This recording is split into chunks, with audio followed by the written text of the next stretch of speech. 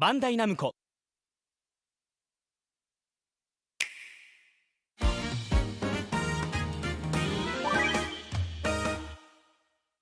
Compete against the Pack in the online Battle Royale game, Pac-Man 99. This game is available as a special offer for Nintendo Switch Online members. To win, you'll need to be the last Pac-Man standing. If ghosts are closing in on you, grab a power pellet to chomp them.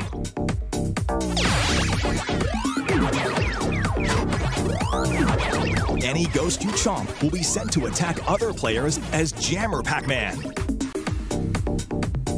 This also works the other way around. Bump into one and your movement speed will drop, so watch out.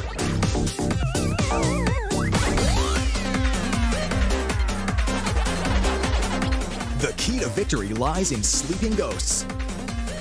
If you chomp these stationary, slumbering specters, they'll multiply and form a ghost train. Grab a power pellet, then get ready for an all-you-can-chomp ghost buffet.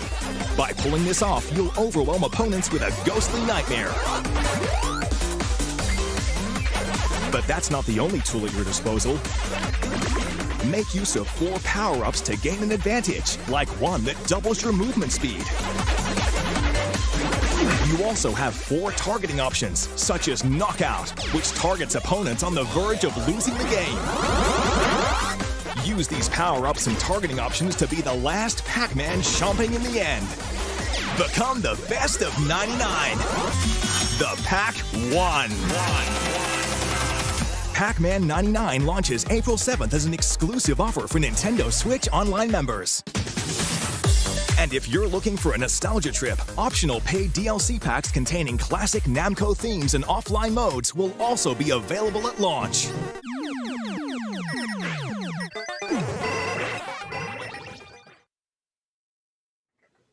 And welcome into the Pac-Man 99 Challenge. I'm your head commentator, Jordan Kent, and joining me for all of the Paction today, she's never met a ghost she didn't want to devour. Please welcome in Persia. And Persia, I know we were talking beforehand. What are you excited to see today? I am excited to see a lot of different things, from strategy to seeing which one of our players adapts which strategy that they've decided on, and ultimately who is going to be our champion by the end of it all. We are looking to find that PAC-ONE, that champion that rises up above all. Now, who's going to be competing? What will the tournament look like? Let's go ahead and take a look at this video that'll explain all the action that'll take place here shortly. This is the Pac-Man 99 Challenge. Eat Pac Dots and Power Pellets. Chomp Ghosts.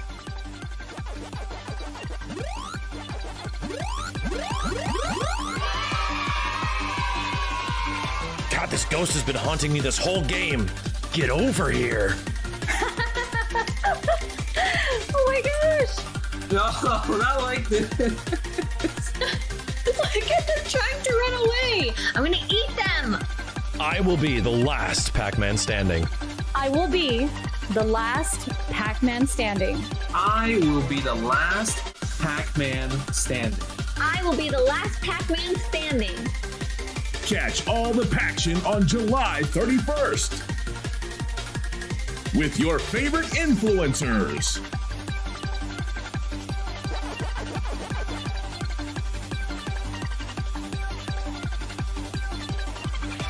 Pac-Man 99 is available now. Well, there you have it. Maximilian, Justin, Wong, Vampy, and Aru will be facing off against each other in all of the action. Now, how the scoring will work is there will be 15 rounds that we'll be going through. We'll have 3 sets of 5, basically, then take a quick breather so that all of them can catch their breath as they're chomping down on all of these ghosts. And depending on where they finish each match, they'll get points ranging from 50 points for first place all the way down to 1 single point if you can make it in that bottom 25. And finally, you can catch all the action action from their perspective. Make sure you go ahead and check out their Twitch channels. You can see things and see how they're dealing with all the Pac-Man one-on-one. And Persia, you mentioned strategy earlier on, and there are a lot of different ways you can attack this. I know that you played a lot of Pac-Man 99. What are you thinking about some of the ways that our competitors are going to attack these ghosts? Well, it's actually pretty funny because Justin already mentioned on Twitter the other day that he has a clear strategy going into this, and that is to play his signature lame style, the patient game. And you can definitely play that way in Pac-Man 99. And considering our format today, it might not be a bad decision because we are trying to make sure we survive as long as possible. Obviously, we do want to get dubs on the screen, but getting up there close into the top 10, even top 5, there are still substantial points to win by just waiting it out and playing patient. So whether that means we camp some of the corners, camp some of the power pellets, sometimes when you're stationary in a corner near a power pellet, you can kind of take on some jammer Pac-Man and kind of mitigate some of that slowdown damage for later on. And then you have the power palette right at your disposal whenever a ghost gets a little bit too close. So I think that might be one of the strategies Justin might go for, but I'm also interested in seeing who's really going to add some variety to these strategies, because you can actually incorporate some interesting combos, swapping between all of the different options that you have, whether it's speed or strength or just standard, before you pick up a power pellet. So I'm interested to see who is going to take advantage of that. Interesting insight on Justin Wong's strategy. They do say summer is camping season, so we'll see what happens there. But as we mentioned, they're facing off against 99 opponents. Well, 99 is just a drop in the bucket to the total number of downloads. Check this out. A huge milestone for Pac-Man 99, 4 million downloads. That's a lot of power pellets and ghosts that are being chomped by Pac-Man, so all the fun continues. And we're going to go ahead and step aside and get things started with our Pac-Man 99 challenge when we return, the first of 5 matches between our 4 influencers to find out who today will be our PAC-ONE.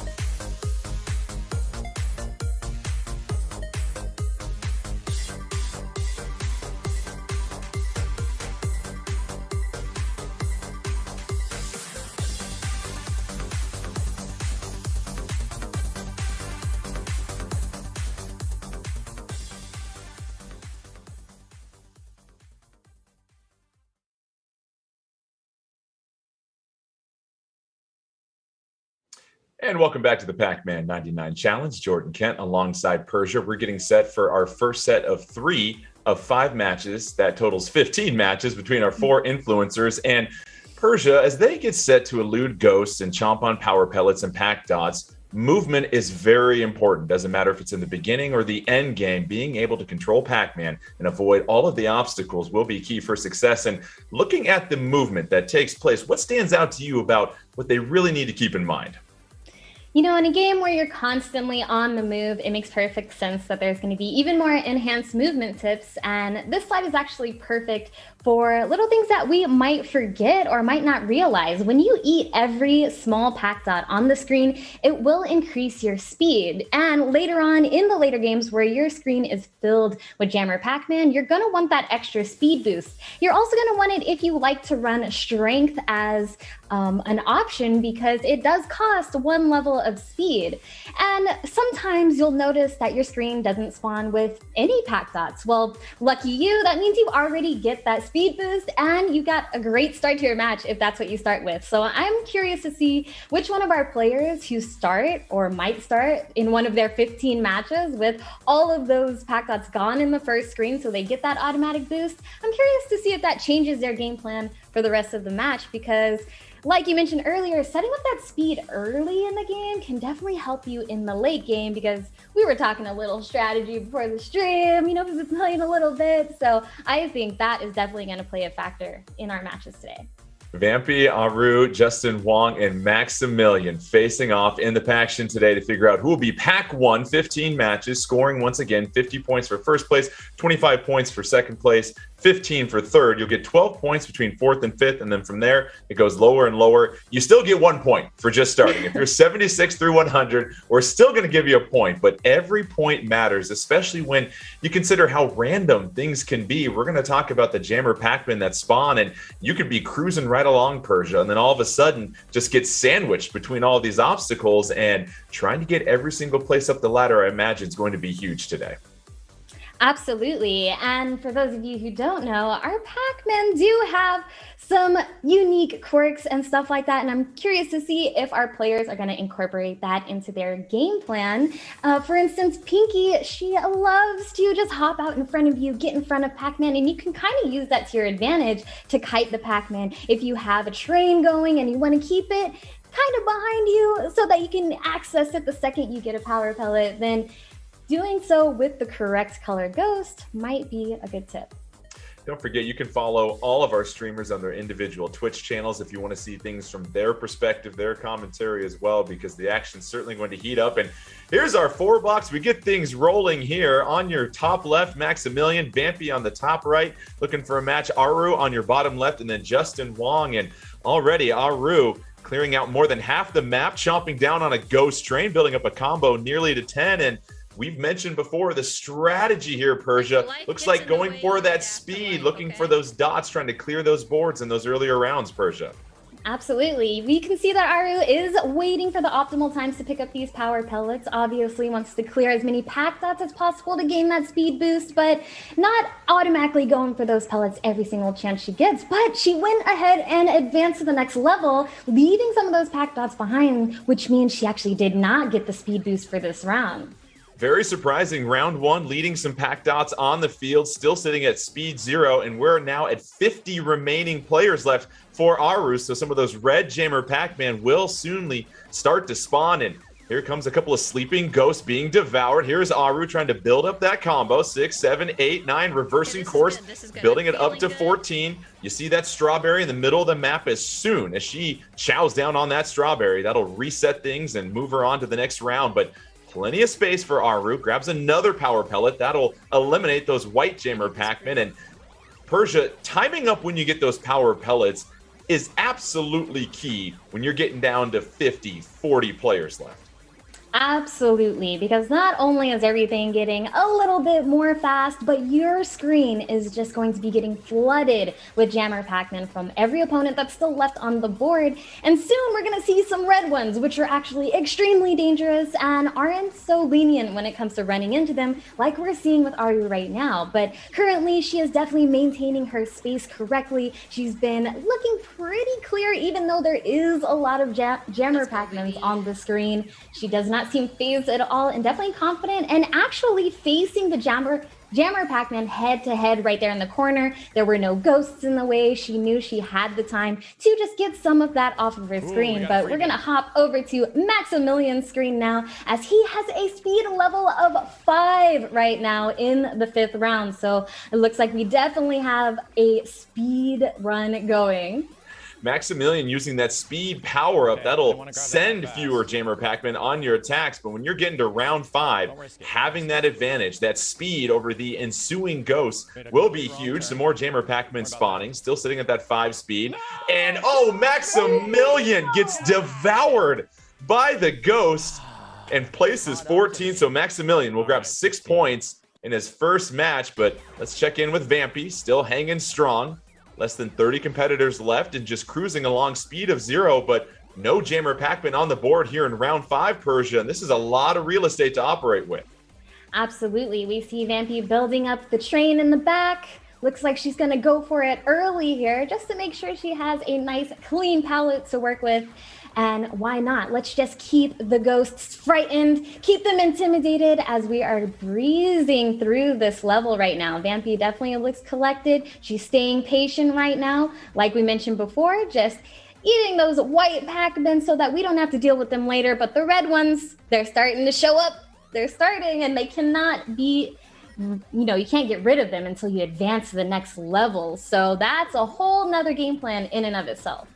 Vampy into round 7, 15 players left in her match, grabbing that power pellet. A lot of available ghosts on her plate. She's going to start that combo, and this is going to potentially knock out a few opponents and down to the final 10 for Vampy. Vampy looking very strong here in round 7, and now it's all about survival at this point, Persia, trying to buy as much time as you possibly can as you move up the ranks. Absolutely. We have got top 10 action happening right now on Vampy's screen, but she's getting oppressed. Everyone came together in that moment. Jammer, Pac-Man, Ghost, all of them. And there she goes. She got pretty far, though. Very, very far. She did 7 points for Vampy, but you see just how difficult it is to get into that top 5, that top 3, where you can almost double or triple your points if you are just inside that top 10. So very impressive right there. And we noticed one little strategy from both Vampy and ARUUU, and that was allowing yourself to be consumed by those white Jammer Pac-Man when there's no ghost around. That really seemed to clear up the board for them. Yeah, definitely. And as we saw in the later rounds, that played a huge part in what makes it so difficult to stay alive, because everyone is sending damage back and forth. And of course, when you get down to those really, first place, second place, top 10, all of those placings get a little hectic, and everyone is looking for the player who has the most knockouts. So they could be sending you even more damage if you've been killing it that game. And now we have our leaderboard so we can see who is already leading the pack, and it's ARUUU, which means she got 4th or 5th in her first match. Very impressive initial showings from ARUUU, Vampy, Justin Wong, and Maximilian. ARUUU, though, sprinting out to a 5-point lead over Vampy, and ARUUU looked very comfortable. And as we mentioned, when you get in that top 10, it can start to get pretty random as we check in on Maximilian, moving up to round 3. Speed is at 2, going with that speed power up once again. That is so critical in the late game as you get to these higher rounds, just to make sure that you can still maneuver around the board. And it looks like Maximilian going to try and clean his plate here, get all these pack dots and move up one more level in his speed. We saw those blue one-way arrows pop up. Pac-Man can navigate those. The Ghost can't. So one more bit of help as you try to elude all of our spectral friends trying to chase down Pac-Man. Maximilian looking strong. And Persia, as you were going to say, he just continues to gobble up those white Jammer Pac-Man. Maximilian very comfortable here, Persia. Extremely comfortable, and actually utilizing the time of the power pellet to its full extent there, because when you do start a combo on a train of frightened ghosts, it does extend your timer a little bit, so you don't have to worry about it running out mid combo, especially if you have a massive train of ghosts heading your way. We saw a bit of a camping strategy from Maximilian, just allowing himself to absorb those White Jammer Pac-Man round 4. So as many people are so familiar with in Pac-Man, that timer on the power pellet's going to get shorter and shorter as you move up in those rounds. But right now, Maximilian, very comfortable navigating all of this traffic up to round 5, has a full board. So if he wants to try and get all the dots here, this is going to be quite the challenge. Right now, just hanging out by that one power pellet will consume that. And Maximilian under the top 30. Seems like that speed strategy is now being switched to standard. And Persia, the switching between power-ups is something that all of our players will have to keep in mind throughout these matches. Absolutely, especially if they want to make the most out of their damage. And I like Max's strategy of building up the speed early with the speed boost and then switching to a different power-up like standard after he's already acquired the speed that he needs, so he can start doing some real damage. But the scary thing here is that there are a lot of red Jammer Pac-Man popping up now, along with a lot of regular Jammer Pac-Man. So he is going to be sacrificing some of that speed by letting go of that speed boost when it seems like it's ramping up the most. However, it all looks well, and he is avoiding this red Jammer Pac-Man in a very crucial intersection of the corner. One of the dots is completely covered by the red Pac-Man. Let's see if he can get out of this, and he can't right when he breaks into the top 10. That was intense, Jordan. Yeah, a lot of red Jammer Pac-Man, and as you know, you've got to clear at least 75% of those dots to get the fruit to appear. And when you've got a full map in a late round and a lot of red Jammer Pac-Man, that is a recipe for disaster. Let's go ahead and check in on Justin Wong for the first time today. He's in the top 10 and just cruising along with that 5 speed. And Justin Wong, sticking to that standard power-up, has a huge potential train. Can he get to the buffet in time? No, he can't. But here's a chance with an hour. Yes, and here's the power pellet. A massive combo from Justin Wong, and the King of Evo, very familiar with large combos when you look at his fighting game prowess. Now has built up a lot of medals, and those medals will also enhance the number of Jammer Pac-Man. They'll improve your attack, so knocking out more of your competitors. And it's going to be Pinky that is able to eliminate Justin Wong, but Justin Wong getting 12 big points by finishing 5th. And as we said with Pinky, she will position herself in front of Pac-Man. So while you're trying to elude some other ghosts, Pinky's right there to meet you head on. Pinky had her eye on the prize right there. She saw exactly the direction that Justin's Pac-Man was going and said, "This is perfect. This is my moment." And sure enough, Pinky took out Justin, but he was in the top 10. He was doing really well. He definitely racked up some substantial points that round. And it just goes to show you how every second matters so much. As soon as Justin was eliminated, 2 other players got eliminated. He was just moments away from finishing in the top 5. And when you get to those later rounds, you just hope that you can get a little lucky with the positioning of the red Jammer Pac-Man and make sure you're always near that power pellet. And you've talked about it, that camping strategy. We saw it with Maximilian. It can come in handy when there's a heavy board out there. Exactly. And right there at the end, the red Jammer Pac-Man clogged up the right side of the board, and Justin seemed to hesitate a little bit to try to find the best course of action. But by that time, when he cut left, Pinky was there. And that's why you cannot hesitate, because the ghosts, they're on the way. They are on the way. Third match for Maximilian. Maximilian, as we've seen before, loves to use that speed power-up early on, gather as many dots and as many speed boosts as possible, and then we'll switch to standard a little bit later.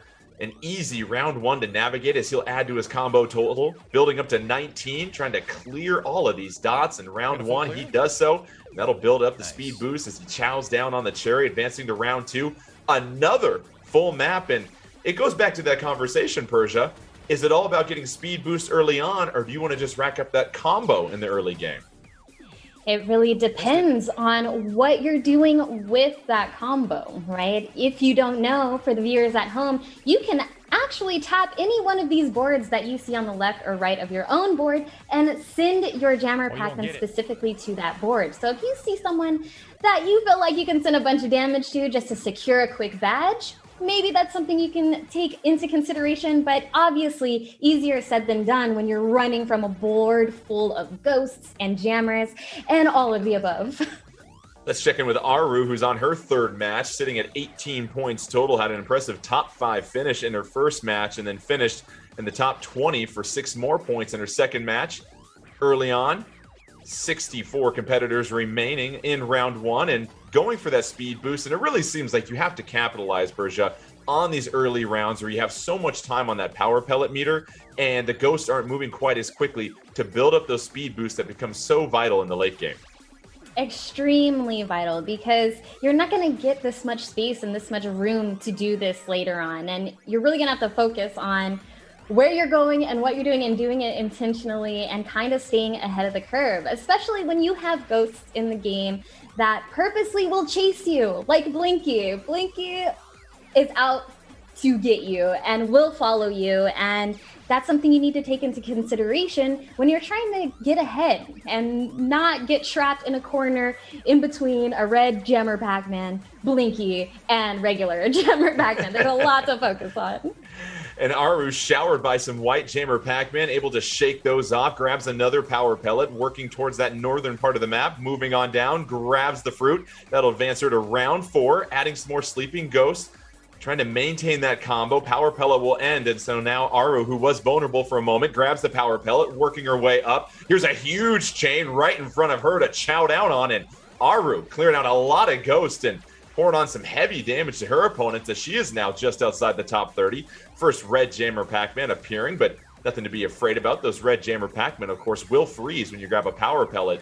So ARUUU now advancing to round 5, has a red Jammer Pac-Man in hot pursuit, trying to use the tunnel. A lot of folks closing in. ARUUU narrowly escapes. A few ghosts closing in, able to get that power pellet and building up an impressive combo here, Persia, of 20 as we see 5 red Jammer Pac-Man on the map at the moment. Yes, she is going to need to clear out some of these pack dots so that she can advance a level, but she's trapped now! She's trapped, she needs to go back and forth and hopefully wait until she gets an opening like she did right there, which was extremely clutch. And she grabbed the power pellet at the perfect time where she still had an opening to get to the fruit, which is huge. She is also running this round on the knockout ability, and we see a lot of red screens on the board because she is down to almost the top 10. So going for those knockouts right now is a good choice, because if she does get a knockout on one of the heavy hitters in this current match, she's going to get their badges and their speed up, and she's going to be looking good. Incredible display of movement by ARUUU. Now she's in the top 10 at this point. 9 competitors remaining, trying to take care of those Jammer Pac-Man. Oh, they are slowing her down. ARUUU trying to fight through it, and ARUUU able to get the power pellet. That buys her some precious time. Now it's all about spawning that fruit. There's the melon. ARUUU going to advance to the next round, eliminate those red Jammer Pac-Man. 7 players remaining for ARUUU. Now down to 6. Huge points on the table for ARUUU. She can just continue to stay alive. Oh, and it is Pinky that comes out of nowhere to eliminate ARUUU. An impressive display by ARUUU, but both ARUUU and Vampy getting some big time finishes, adding to their point total. Vampy moving all the way up to 25 points, and very disappointing if you're ARUUU though, Persia, because there was no ghost in sight, and all of a sudden Pinky just pops out of nowhere and eliminates ARUUU when she had a chance to get into the top 3. Pinky back at it again, being a sneaky one for sure, because like we mentioned before, Pinky likes to stay ahead and get in your face, which means she might pop out at a really awkward angle because she took a route that she knows was going to end up in front of you, which is something we might not always be taking into consideration. So let's see if Max is doing a good job of that. We came in a little bit late, but he cleared that board out really fast, or he might have started with a partially filled board, not 100% sure, but already got a speed boost, already looking good. The ghosts are nice and tame right now, and I think he's hoping to get a dub this time. He's looking pretty focused, Jordan. Yeah, Maximilian, our resident speed demon, loves that speed power up, trying to build up those speed boosts, got it up to as many as 5 at one point. Trying to build that ghost train, working his way around the bottom right corner of the map, grabs that fruit, advances to round 4. Ghost Train sitting in front of him. He'll devour that. A combo of 58 at the moment, trying to fight through that white jammer Pac-Man. Keeps the combo alive.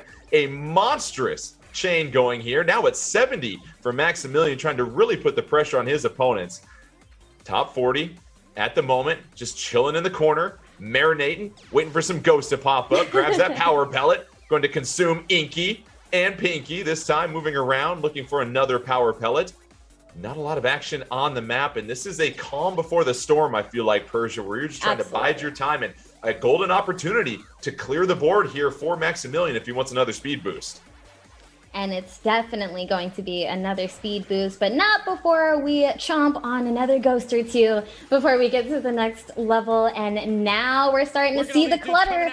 And here we do. Stay in the corner and make sure we can absorb some of those so that we can move freely going forward. So very nice from Maximilian. Although he sounded a little panicked there. He was definitely had it all under control. Maximilian with 2 red jammer Pac-Man on the map. He'll grab that power pellet, nearly gets sandwiched by a couple of white jammer Pac-Man. Another opportunity to get a speed boost up to 5 for Maximilian. He'll go ahead and time that power pellet up perfectly. He'll eliminate some ghosts by munching then. Forget that. And then Vampy, let's switch to her with 25 points near the top of our leaderboard. She's just cruising along at this point, and we've seen Vampy be a little bit more methodical here, Persia, and that's paid off well for her. Exactly. We see it right here. We are sitting good, sitting easy.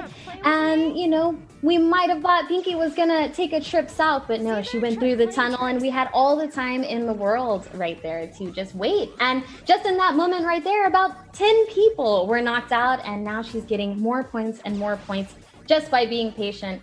And now we can see why she's at the top of our leaderboard right now. Quite the difference between Maximilian and Vampy. We've seen Maximilian use that speed power up and just quickly motor through the courses as fast as he possibly can. But here is Vampy just cruising along in round 3, just making sure that she gets every single ghost gobbled up, waiting for some of those jammer Pac-Man just to close in on her before she goes to the power pellet, utilizing that camping strategy. No need to go out and be the attacker. Let the ghost come to you. Persia, I always like it when my food's brought to me. I don't need to necessarily stand up and go find it, and that's what we're seeing with Vampy. Exactly, and she is cruising, and this is really all she needs to do in these early rounds. And something else to consider is that every time you do advance the rounds, it will bring back your power pellets, it will bring back the pack dots, but it's going to speed up the ghosts too. So that is kind of the drawback to Maximilian's style right now, in that, yes, he is very fast, which is amazing, especially in the end game, but those ghosts, they're pretty quick too. So I kind of like the balance we have of strategies between all of our players so far.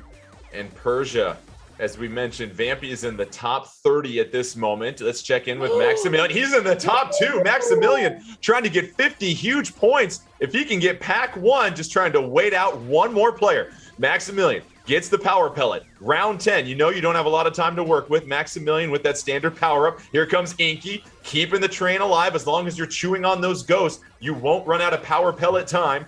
Maximilian, top 2. Jammer Pac-Man surrounding a Maximilian. Let's see if he is PAC-ONE.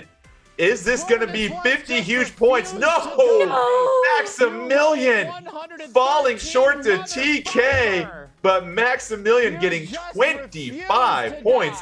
And he was trailing all of our competitors, but those 25 points are massive. And you just see how difficult it is as we check in on Justin Wong, how hard it is to get in those top 2, Persia. He was so close, and of course, like we had seen before, just too many jammers on the screen to deal with, especially in those later rounds where everyone is very quick. So, but like you said, those points are massive right now, especially because we still have a lot more games on the way, and getting ahead early right now is going to be really clutch. Let's turn up the beats for a minute as we are now in the top 10 for Justin Wong, trying to add to that ghost train. Here's a couple of jammer Pac-Man. He's going to clear the board. Oh, what a gift. A clear board for Justin Wong in round 9 with 8 competitors. Yes, please. I'll take that. Has a chance to close out the ghost train. A couple of jammer Pac-Man closing in. Justin Wong trying to build up a huge combo with 6 competitors remaining, adding to that ghost chain. What a dodge, but it's Pinky coming from behind. That's not what Pinky's supposed to do. Pinky's supposed to get you in front here, Persia, not from behind. You know, Pinky, is a master of all things, all right, and definitely has been a nuisance for our players today. Pinky, Pinky wanted some shine, and she's getting it. It's so funny. It's so funny. I kind of had a feeling one of the ghosts would be the extra nuisance today, and it's Pinky, guys. Yeah, Pinky getting your MVG, most valuable ghost so far of these first 5 matches. And Justin Wong was right there knocking on the door of the top 5. But so far, our most impressive display has been from Maximilian, finishing number 2, getting 25 huge points. And I imagine that that'll certainly vault him up the leaderboard. And don't forget, folks, you can check in on their Twitch streams, these individual competitors, to see things from their point of view, focusing in on all of their action. And here is ARUUU picking things up one more time before we get set for a little break and we move on to our next set of 5 matches. ARUUU with 32 points was hot out the gate with 12 points in her first match, but so far has hit a few speed bumps trying to get into those top 4 or 5 positions. And Persia, we've seen with ARUUU, once again, that balanced play style we saw with Vampy, where you just want to sort of get the speed built up early on and then get a chance to build longer combos as you get to rounds 2, 3, and 4. Yeah, we haven't really seen ARUUU prioritize massive combos too much.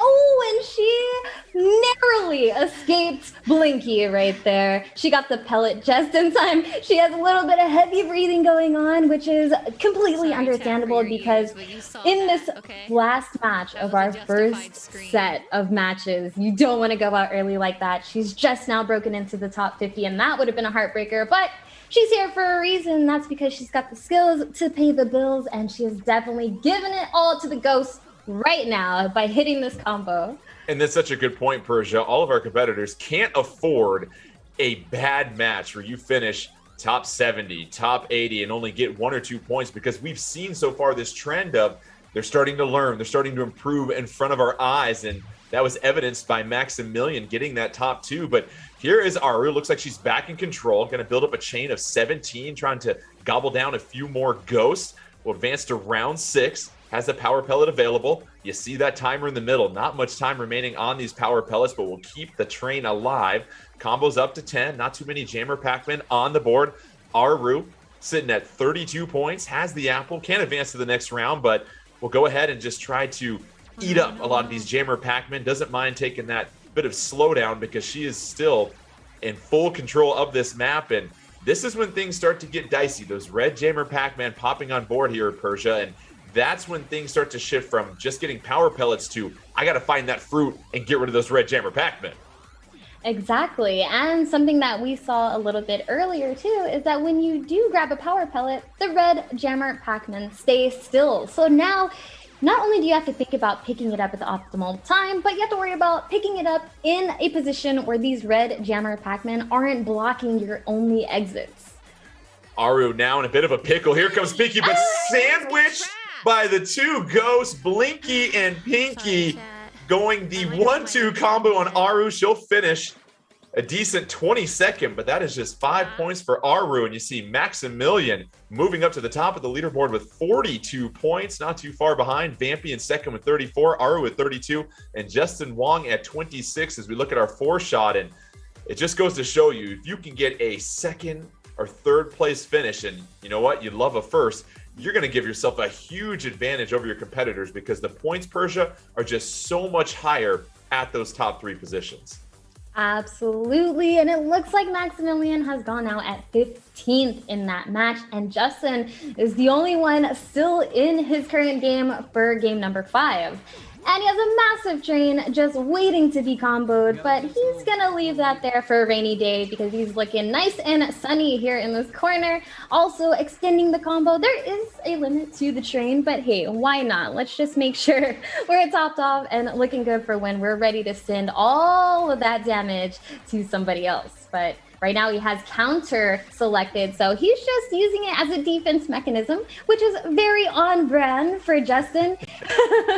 So I have no, qualms with how he's playing this. Having it on deck for when he's ready is absolutely the play. A massive combo coming from Justin Wong up to 35 in round 4. 36 competitors remaining for Justin Wong. He's in last place so far out of our 4 competitors. He's trying to move up the leaderboard. He's our 4th and final player to finish their 5th match here before we take a break. Justin Wong in the left-hand corner, grabbing another power pellet. Just making his way, going to maybe take advantage of a speed boost here. He will. Plenty of daylight to go ahead and gobble up these last few pack dots and get a speed boost. He'll go ahead and do the train. So nicely done on round 4 for Justin Wong. Very workmanlike. And the train continues. We have a red jammer Pac-Man appearing to the right, one also to the north. Justin Wong trying to locate those and watch his back. Gobbles up another ghost, builds up the train. Another opportunity for a power pellet. That'll eliminate those white jammer Pac-Man. Justin Wong can't advance to the next level, but just trying to dot his I's and cross his T's here as he moves to round 6. Trying to get greedy here, Persia, and build up the train, but there he goes. Advances to the next round. They'll get him a fresh slate. Absolutely. And honestly, a first place finish right now could completely change the state of our leaderboard. So it's really up to Justin to play this nice and safe and go for this quote-unquote lame strategy that he's been championing for the last few days and see how it pays off for him. The red jammer Pac-Man are getting dangerously close, but looks like he still wants to push the boundaries and get a few more pellets before he advances. And Justin Wong doing a fine job of just leaving some available power pellets, always giving himself an exit strategy at any moment's notice. You know, sometimes when you got to get out of a place, you got to make sure you can find the door. And Justin Wong just really sticking to the perimeters here and making sure that he's keeping those red jammer Pac-Man in check. There are now over 6 of them on the map. He'll go ahead and grab that fruit, clear them out, and now just 10 players remaining. Can Justin Wong snag a top 3 finish and vault to the top of our leaderboard here in our Pac-Man 99 challenge? 9 competitors remaining. Red jammer Pac-Man gone. Looking for another power pellet. Justin Wong trying to clear out some things, but now you've got an army of red jammer Pac-Man. Justin Wong, oh, the onslaught was too much. You just saw, Persia, those nearly dozen red jammer Pac-Man spawn, and Justin Wong got trapped in a corner with no power pellets, so he'll finish top 10 and snag 7 points, but that's how hard it is. When you're in that bottom 10, you're with the best of the best in that match. And if you want to get to that top 3, it gets even harder. So our results after our first 5 matches: Maximilian at first with 48 points, that huge second place finish giving him 25. ARUUU at 37, Vampy at 34, and Justin Wong hot on their heels like Pinky at 33 points. And so a lot of fun action so far here. It's a lot of fun to keep up with here, Persia. And it seems like so far having that strategy that you can use as almost a variable later in the match. Maybe it's speed and then I'm going to be patient. You always have to think on your toes is what it sounds like as far as what these players and competitors are doing. Absolutely. I mean, I think late game, what it really comes down to is sending your damage at the right time. Something I noticed there in that last match with Justin is that he did opt to skip to the next level to get rid of those red jammer Pac-Man early, which is a great choice. There were a few on the screen, but the second that he did that, a ton more red jammer Pac-Man came through, meaning that his opponent waited until he cleared the board to a point where he did not have the accessible means to get another fruit to clear those red jammer Pac-Man and put him in that position where he was stuck in the corner. All right, we're going to take a quick little break. When we come back, we'll have another set of 5 matches in our Pac-Man 99 challenge. We'll see which streamer, which influencer will rise at the top and try to dethrone Maximilian when we come back.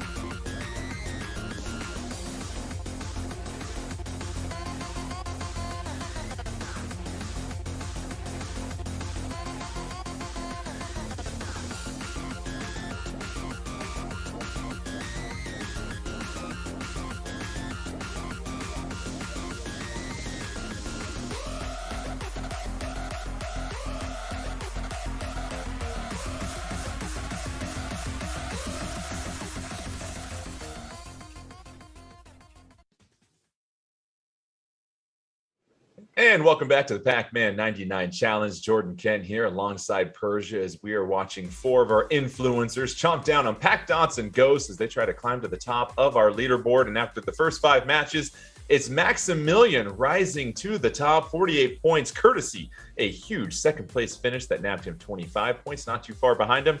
ARUUU, Vampy, and Justin Wong as we get set for another 5 matches. But we've talked about movement here, Persia. Now, what about certain maze gimmicks that take place? You got to navigate the board, which is always so important. And what are we looking at here as we try to decipher this graphic? I mean, there's a few things that are in the maze that you might not be aware of. Ghost movement in the tunnels that take you from one side to the other is halved, which means if you really need to get out of dodge, if you've got a couple of ghosts on your tail and you come to the tunnel, you might be able to get out of there as long as you're paying attention to the other side and making sure you're not walking right into more danger. There are also a few one-way paths that you will notice when you start a new round, and you'll see these arrows pop up, but they aren't going to last the entire game, but they will be there in those early rounds to help you out. And then, of course, that lower lane on the bottom of the maze, while it can be tempting, while it does look like the fastest point from A to B, it's dangerous. You can definitely get ambushed down there, and you want to make sure you're not down there too long. Or if you do, then make sure you look both ways before you cross the street.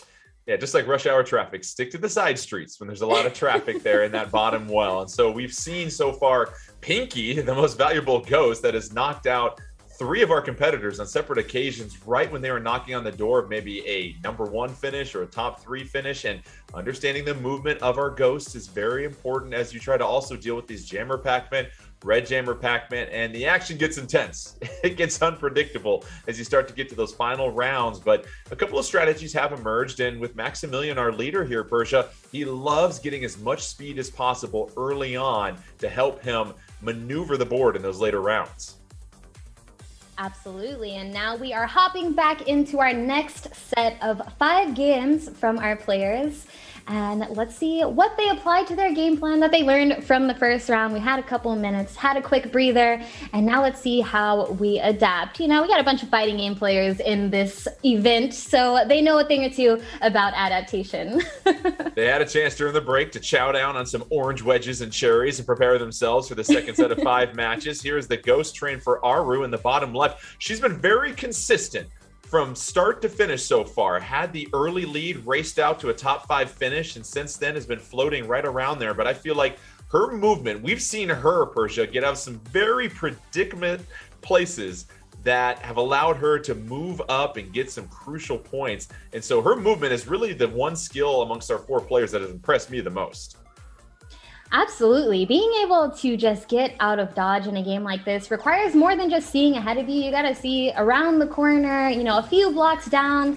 And that's something that I think Vampy is definitely doing at this moment, because she noticed there were a lot of jammer Pac-Man on the screen, used the pellet to get the ghosts away and to get a couple of seconds to breathe and mitigate some of those jammers.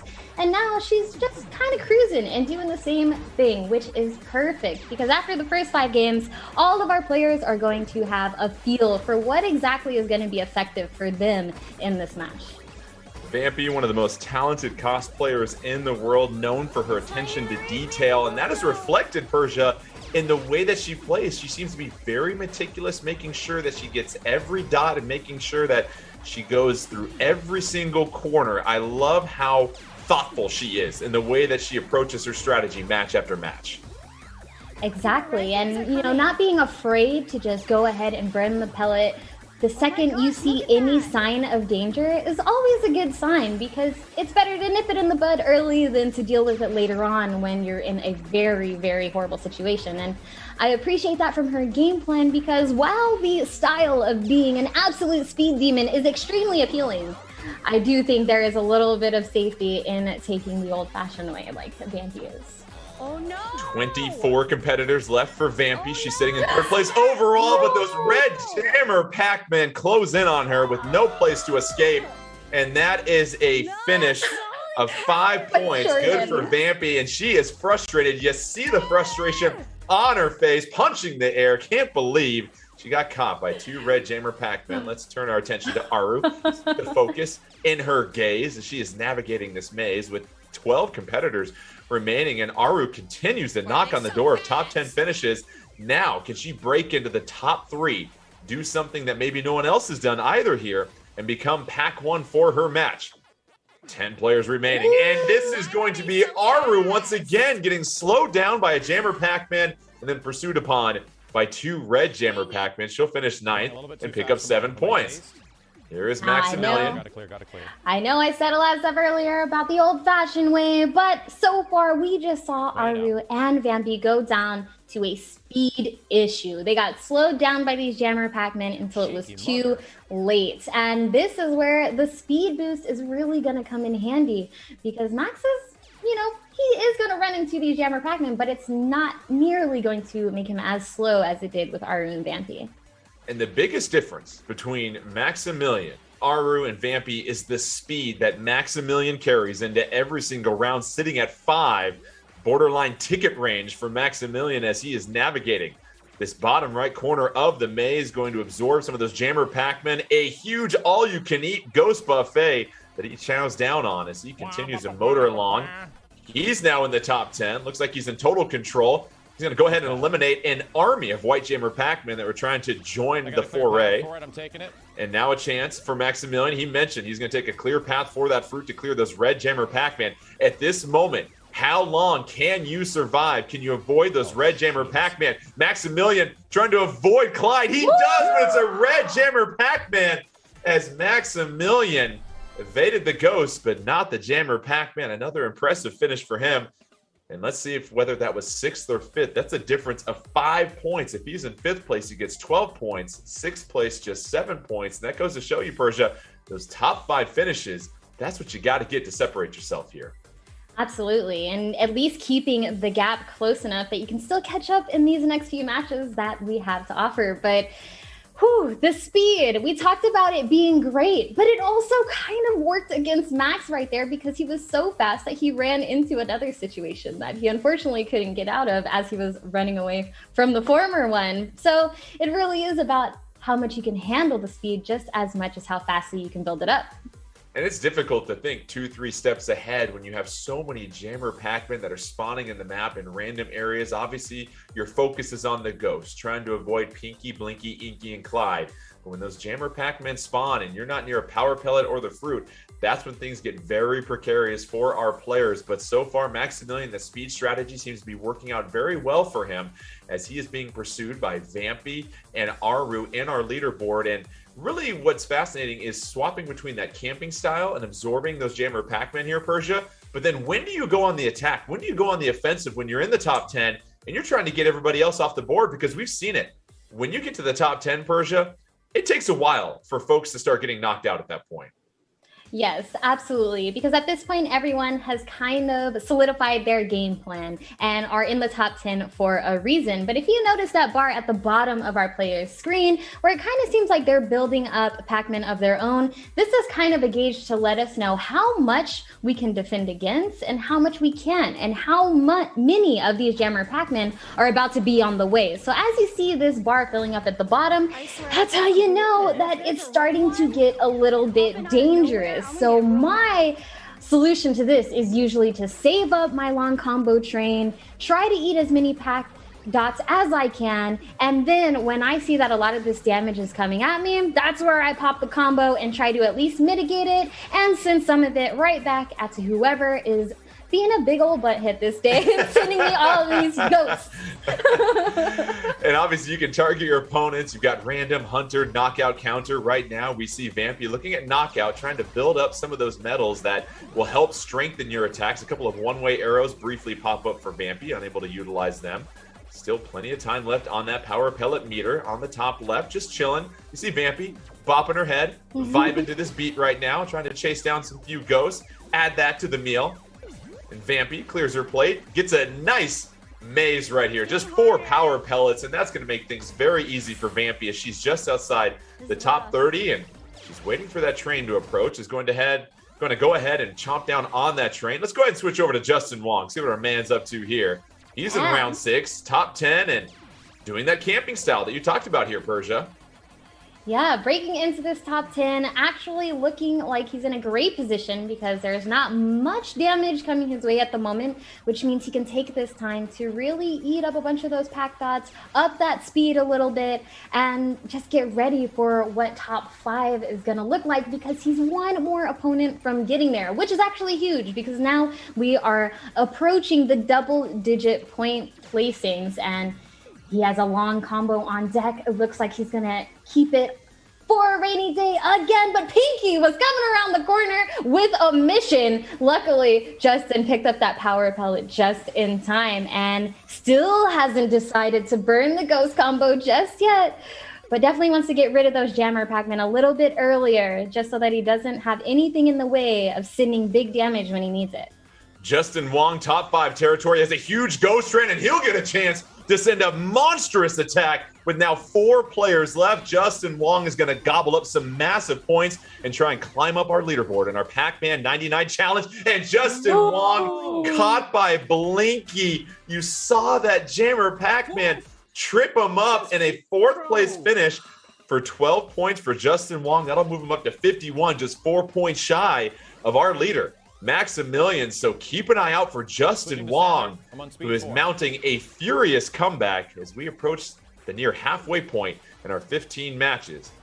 Maximilian sitting at 55, has that huge second place finish that vaulted him to the top of the leaderboards, but since then hasn't been able to sniff second place, being somewhat methodical with a lot of white jammer Pac-Man and hot pursuit. And you heard him, a lot of dudes coming his way, but a chance to clear them out here, Persia. Yep, and just taking the same route he's been taking this whole time, which has been paying off for him. I don't like this one. The cool thing about the way Maximilian is playing is that he's doing a good job at taking out the ghosts singularly without really going for a combo, just so he can pin them all in the center so he can get even more free range on the board to get rid of those jammers and to eat more pack dots. And combos are cool and all, but making sure you got all 4 of those pesky little ghosts in the pin for a little while can be useful as well. Survive and advance is the theme when you get to these later rounds. Round 7 for Maximilian. You see 75% dots on the board. He'll cruise around that red jammer Pac-ONE. Has a melon available whenever he wants to chow down on that. We're going to build up the combo. 2 power pellets. No need to rush things at this moment. Should have an easy path. But keep an eye out for those red jammer Pac-Man. Time to clear those off the board. You hear Maximilian always mention if he has a clear path to the fruit, he is beelining it faster than a vegan to grab it. So here is Pac-Man in the corner, grabbing another power pellet. Trying to gobble up some more pellets here to the left. 10 players remaining, and Persia, can Maximilian operate with enough control? He's got a lot of speed, but we've seen him get tripped up before when he starts moving too fast. And Maximilian, for a moment, avoided the red jammer Pac-Man, but you saw was too far away from a power pellet, and he'll get another top 10 finish and gather up 7 points here. Max performed a just frame turn, which gives you a little bit of a boost whenever you're turning, and that did get him out of dodge, but unfortunately he got wrapped right back into the mess, and that got him. And you know, Clyde kind of scared Max a little bit there, but Clyde is a vibe. He chills. He kind of does his own thing. He moves randomly. He likes to hang out in the corners of the map, though. So while Clyde was not actually going after Max in that moment, just his presence alone was very intimidating and kind of put Max in a tricky situation. Inky, Pinky, Blinky, and Clyde. Clyde, a textbook example of when you run out of baby names. So Clyde just sort of chilling and doing whatever he wants to do. Still a welcome part of the Ghost family here in our Pac-Man 99 challenge as we check in on ARUUU. Under 45 competitors left as ARUUU is building up a nice combo of 38. Another power pellet to extend this potential combo. And now just going to make some quick work of some pack dots on the southern part of this map. And ARUUU, nice control. Already in the top 40 at this moment. No real traffic on the map, and the speed at 0 though, Persia, that's what I keep an eye on, because at round 5 you can get away with that, but when you start to get to 7 and 8 and there's more jammer Pac-Man on the board, you gotta get those speed boosts. I absolutely agree, especially if you're not getting a blank board that's going to grant you the speed boosts automatically. Speak of the devil. All right. Just like that, now we do have a little bit of speed on the board for ARUUU, but yeah, unless you're running into those frequently, you are going to be pretty slow in the later games. Something, though, that I found pretty interesting with ARUUU that I have seen a couple of times now is that sometimes if she notices the train is in the tunnel, she'll go for it, because not only is Pac-Man faster, that means Pac-Man's going to be able to take care of that combo quickly and still have more ghost time, but unfortunately, ARUUU has fallen to the ghost at 16 in this match. 6 points for ARUUU, but this is also a battle of attrition. Do you have the stamina to go 15 matches and making sure that you're placing consistently in the top 10, because you know you've got some very talented competitors hot on your heels? And here is Justin Wong, who started at the bottom. Now he's trying to be at the top, just cruising along in the top right corner, and now he is here. Absolutely. And Justin Wong, who we've seen gathers a couple of speed boosts, but then really likes to go for those trains. And Persia, he loves to save those trains for the later rounds. I thought that was a very fascinating strategy, because then you can unleash an all-out assault when you start to get to that top 10 and you've got a ghost train of 20, 25 just chilling right in front of you. Exactly. I mean, we've seen Justin use it as a defense mechanism, but something we're starting to see here now. And, you know, we've been talking about all of our players knowing when to sit and absorb Jammer Pac-Man damage. But we're starting to see now, as it goes on into the later rounds, that if they are approaching and they're near a power pellet, they're just going to go ahead and grab that, because it gets to a point where just any bit of slowdown in these later rounds is actually going to give you huge consequences. And Justin Wong has a monstrous train sitting there. He'll go ahead and grab a ticket, hop on board, and build up that combo.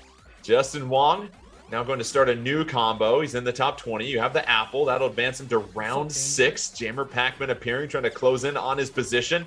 That power pellet will clear things out. In hot pursuit of another power pellet. And how about this? Stays in place to make sure he doesn't consume that other power pellet. That's what I talk about when it comes to watching your calories. Justin Wong doing a fine job, but no! The spawn and placement of the red Jammer Pac-Man. I think Justin felt here, Persia, that he was able to sneak by, but no. That was for one pack. That was an unfortunate input error. I'm going to give Justin the benefit of the doubt. Massive input error right there. And you know, that is the danger of these red Jammer Pac-Man. They stay there, they haunt you, but from a distance, unless you don't have that power pellet activated, which is just really terrifying. But Maximilian now back on the speed train, of course, and about to crack top 20 in this match, and go ahead and burns that power pellet like we were mentioning before. No use to take that slowdown if you feel like it's going to put you in a bad situation later. And now that he doesn't really have a lot of trains to worry about, he's focusing mostly on the pack dots, which is a part of his speed plan, which makes total sense. Maximilian with 5 red Jammer Pac-Man on the board will go ahead and build up a nice little combo of 11, clear those red Jammer Pac-Man, but immediately met with 3 more, add 2 more, and another one to the mix. And now there are 6 Jammer Pac-Man spread out throughout this map here, and somehow he just powers through that red Jammer Pac-Man. That was remarkable there, Persia, and he keeps things alive. He's in the top 7 at this moment. The awareness right now from Max is absolutely... Oh, but the spawn of the red Jammer Pac-Man, you see just the eyes bulging for Maximilian. He can't believe it. What horrible luck. Either. Unbelievable. Totally popped on me. That was such an unfortunate spawn right there for the red Jammers, and just another reason to be absolutely terrified of having them on your board. If anybody sees that, at least they know now that is possible. Another 7 points for Maximilian as we check in on ARUUU. ARUUU still looking for a top 5 finish. He started this entire Pac-Man 99 challenge off with the top 5 finish and quickly raced to the lead, but now trying to make sure she doesn't hang out at the bottom of the leaderboard, as we've seen a surge from Justin Wong and Maximilian to create a little bit of separation.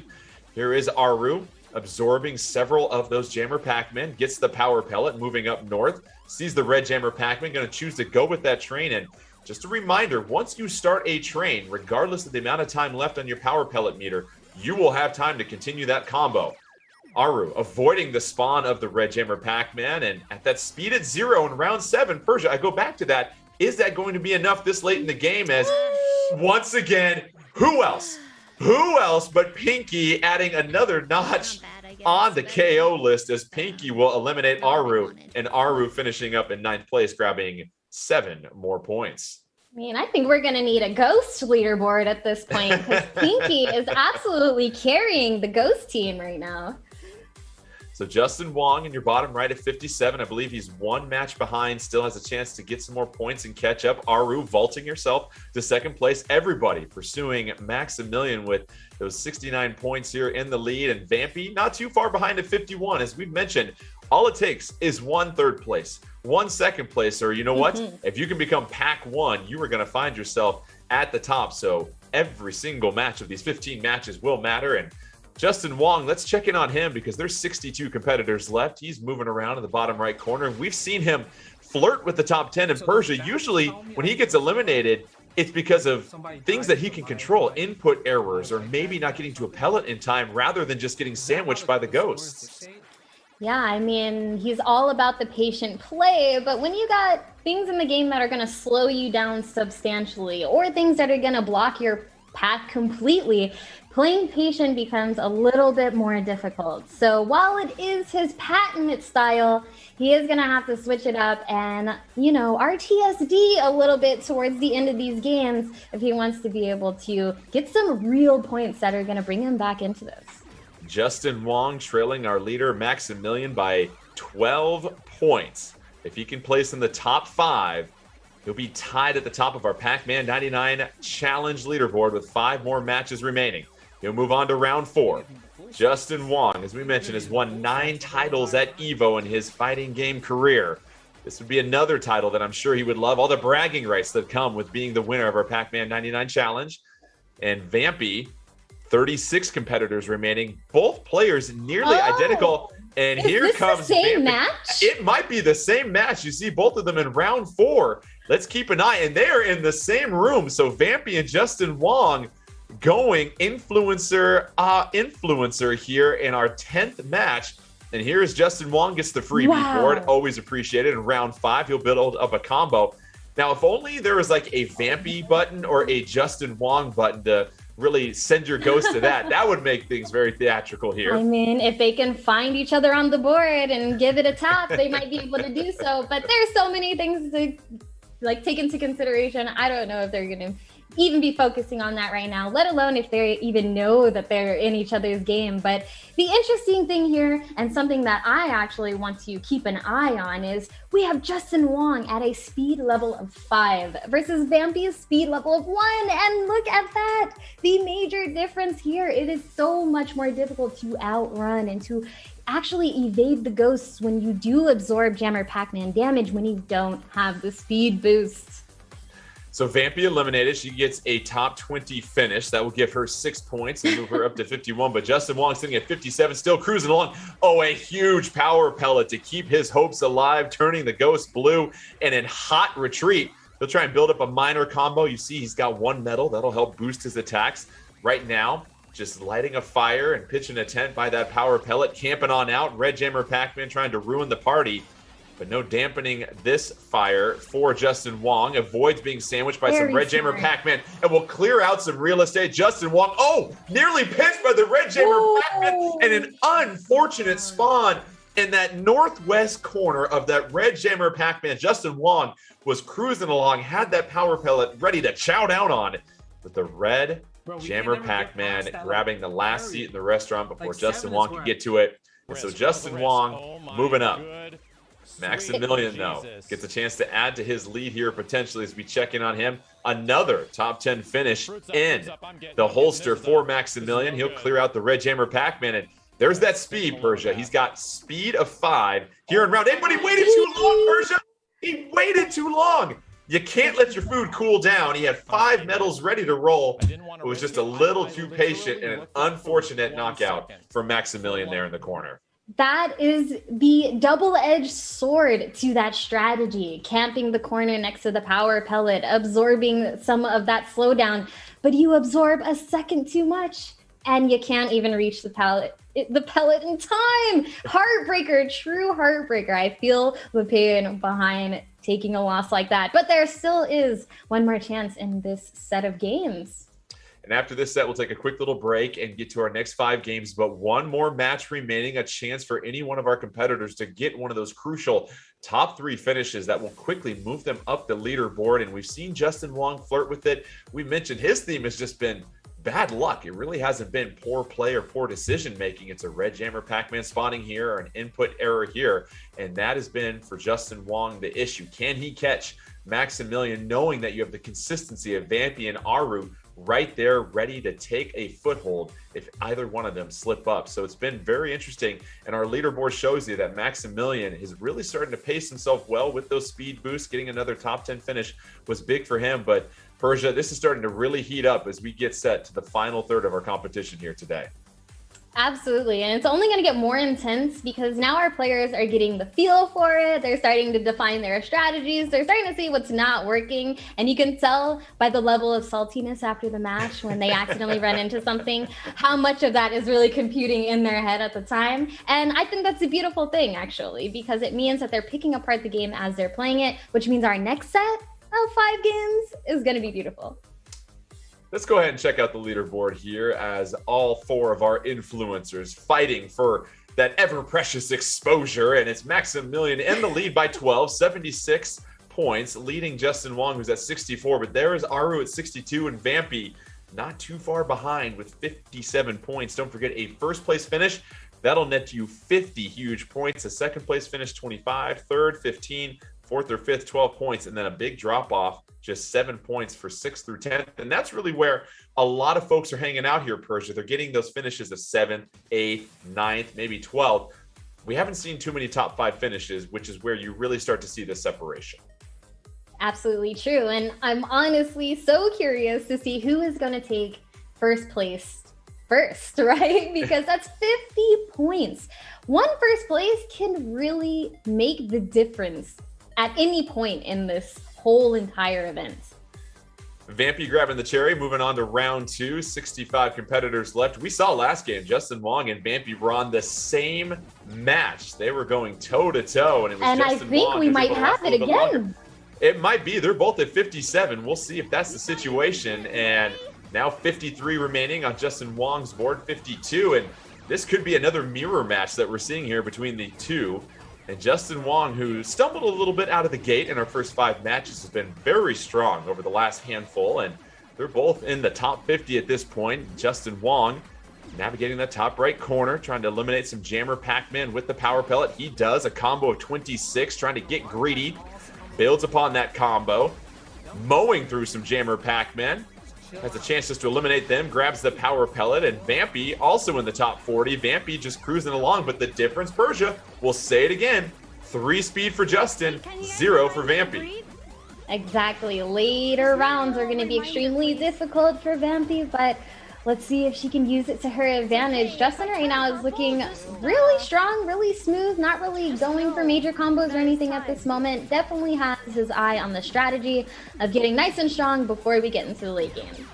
And you hear Vampy complaining about just how crowded her board was a couple moments ago, but able to clear things out. You see the 2 jammer Pac-Man spawning for Vampy. Justin Wong eliminating 4 jammer Pac-Man as both players, top 30. Points on the line. Justin Wong sitting at 64. Built up a small combo, avoids the red jammer Pac-Man that spawns right in his path. Grabbing a few more pack dots, has 2 power pellets on the menu at his disposal to help him navigate his way to that red apple. And here is Justin Wong trying to move on to the next round. That'll eliminate the red jammer Pac-Man. Gets a nice little chain to send some more attacks out his way. But had a chance, but then U-turn. And how about Clyde?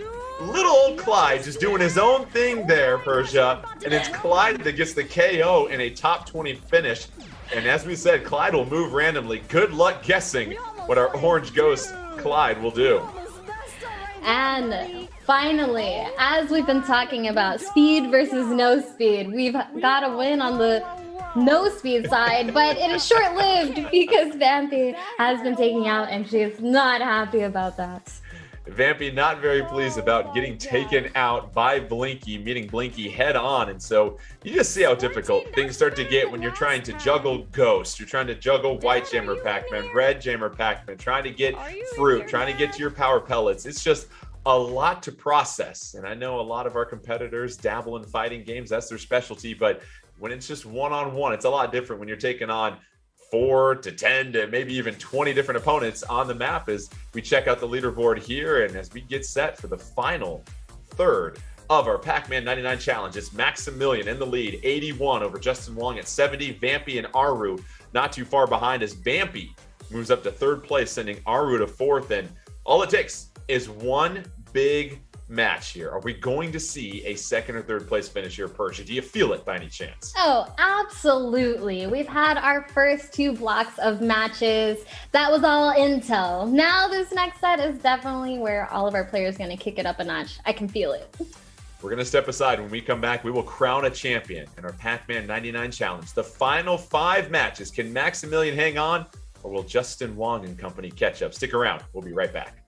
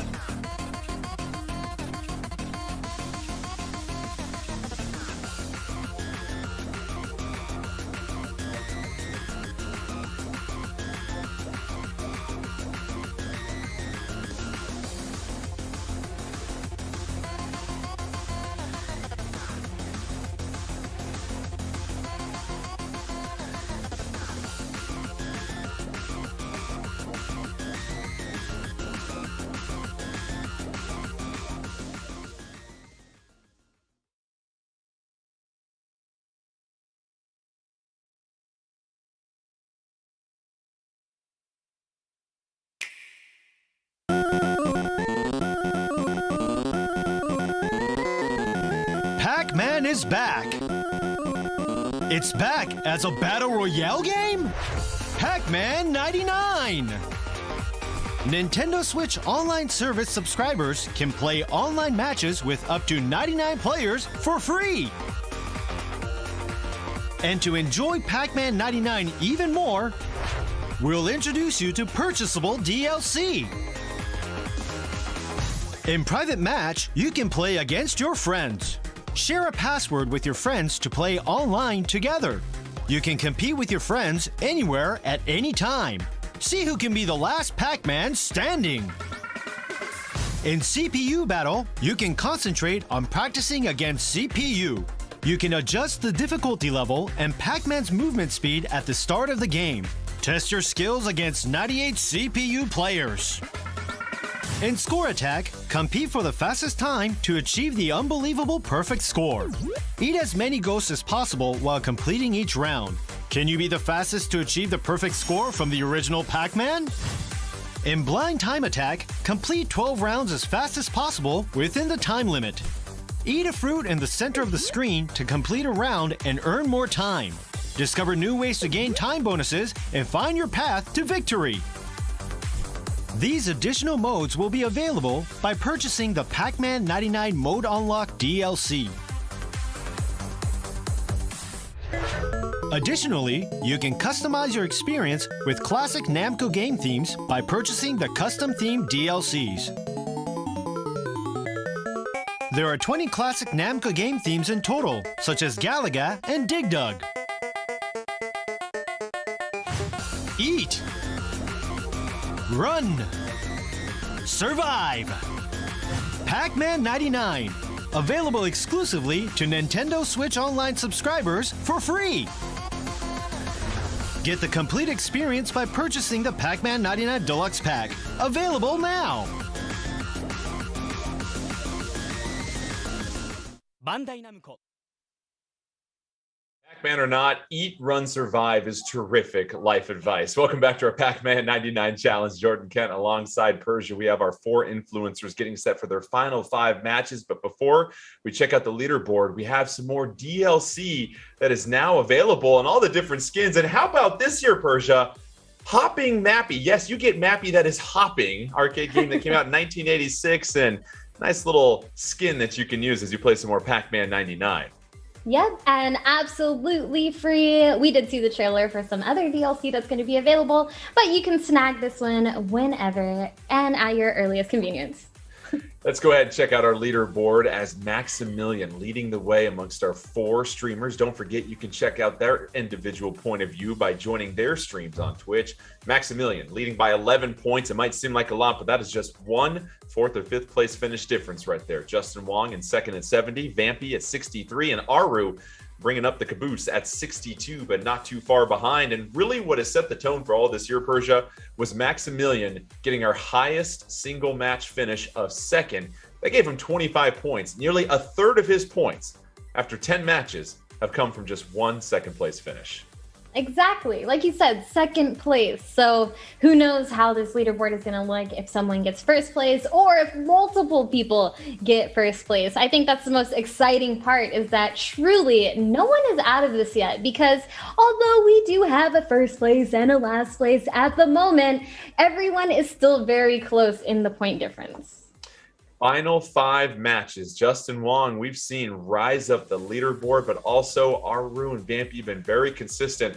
Really, the one deviation in strategy has been Maximilian, really aggressive about getting those speed boosts, and it served him well as he gets to those later rounds because he's just that much quicker than the Ghost and the Jammer Pac-Man that allows him to survive just a little bit longer. And I wonder if our other players will start to maybe change their strategy, realizing that there's only 5 matches left.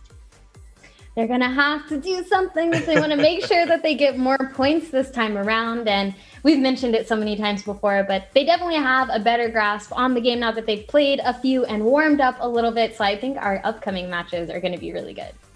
5 matches remaining, bragging rights on hand. We'll have an interview with our winner at the end. And when it comes down to Pac-Man 99, all the different strategy, we've seen some of the camping strategies take place that have really been smart at different times here, Persia, because it allows you to get rid of those white jammer Pac-Man, which you might feel like you can ignore during a particular round. But how many KOs have we seen here today where it's just been 1 or 2 white jammer Pac-Man that slow down Pac-Man just enough to get caught by one of the ghosts?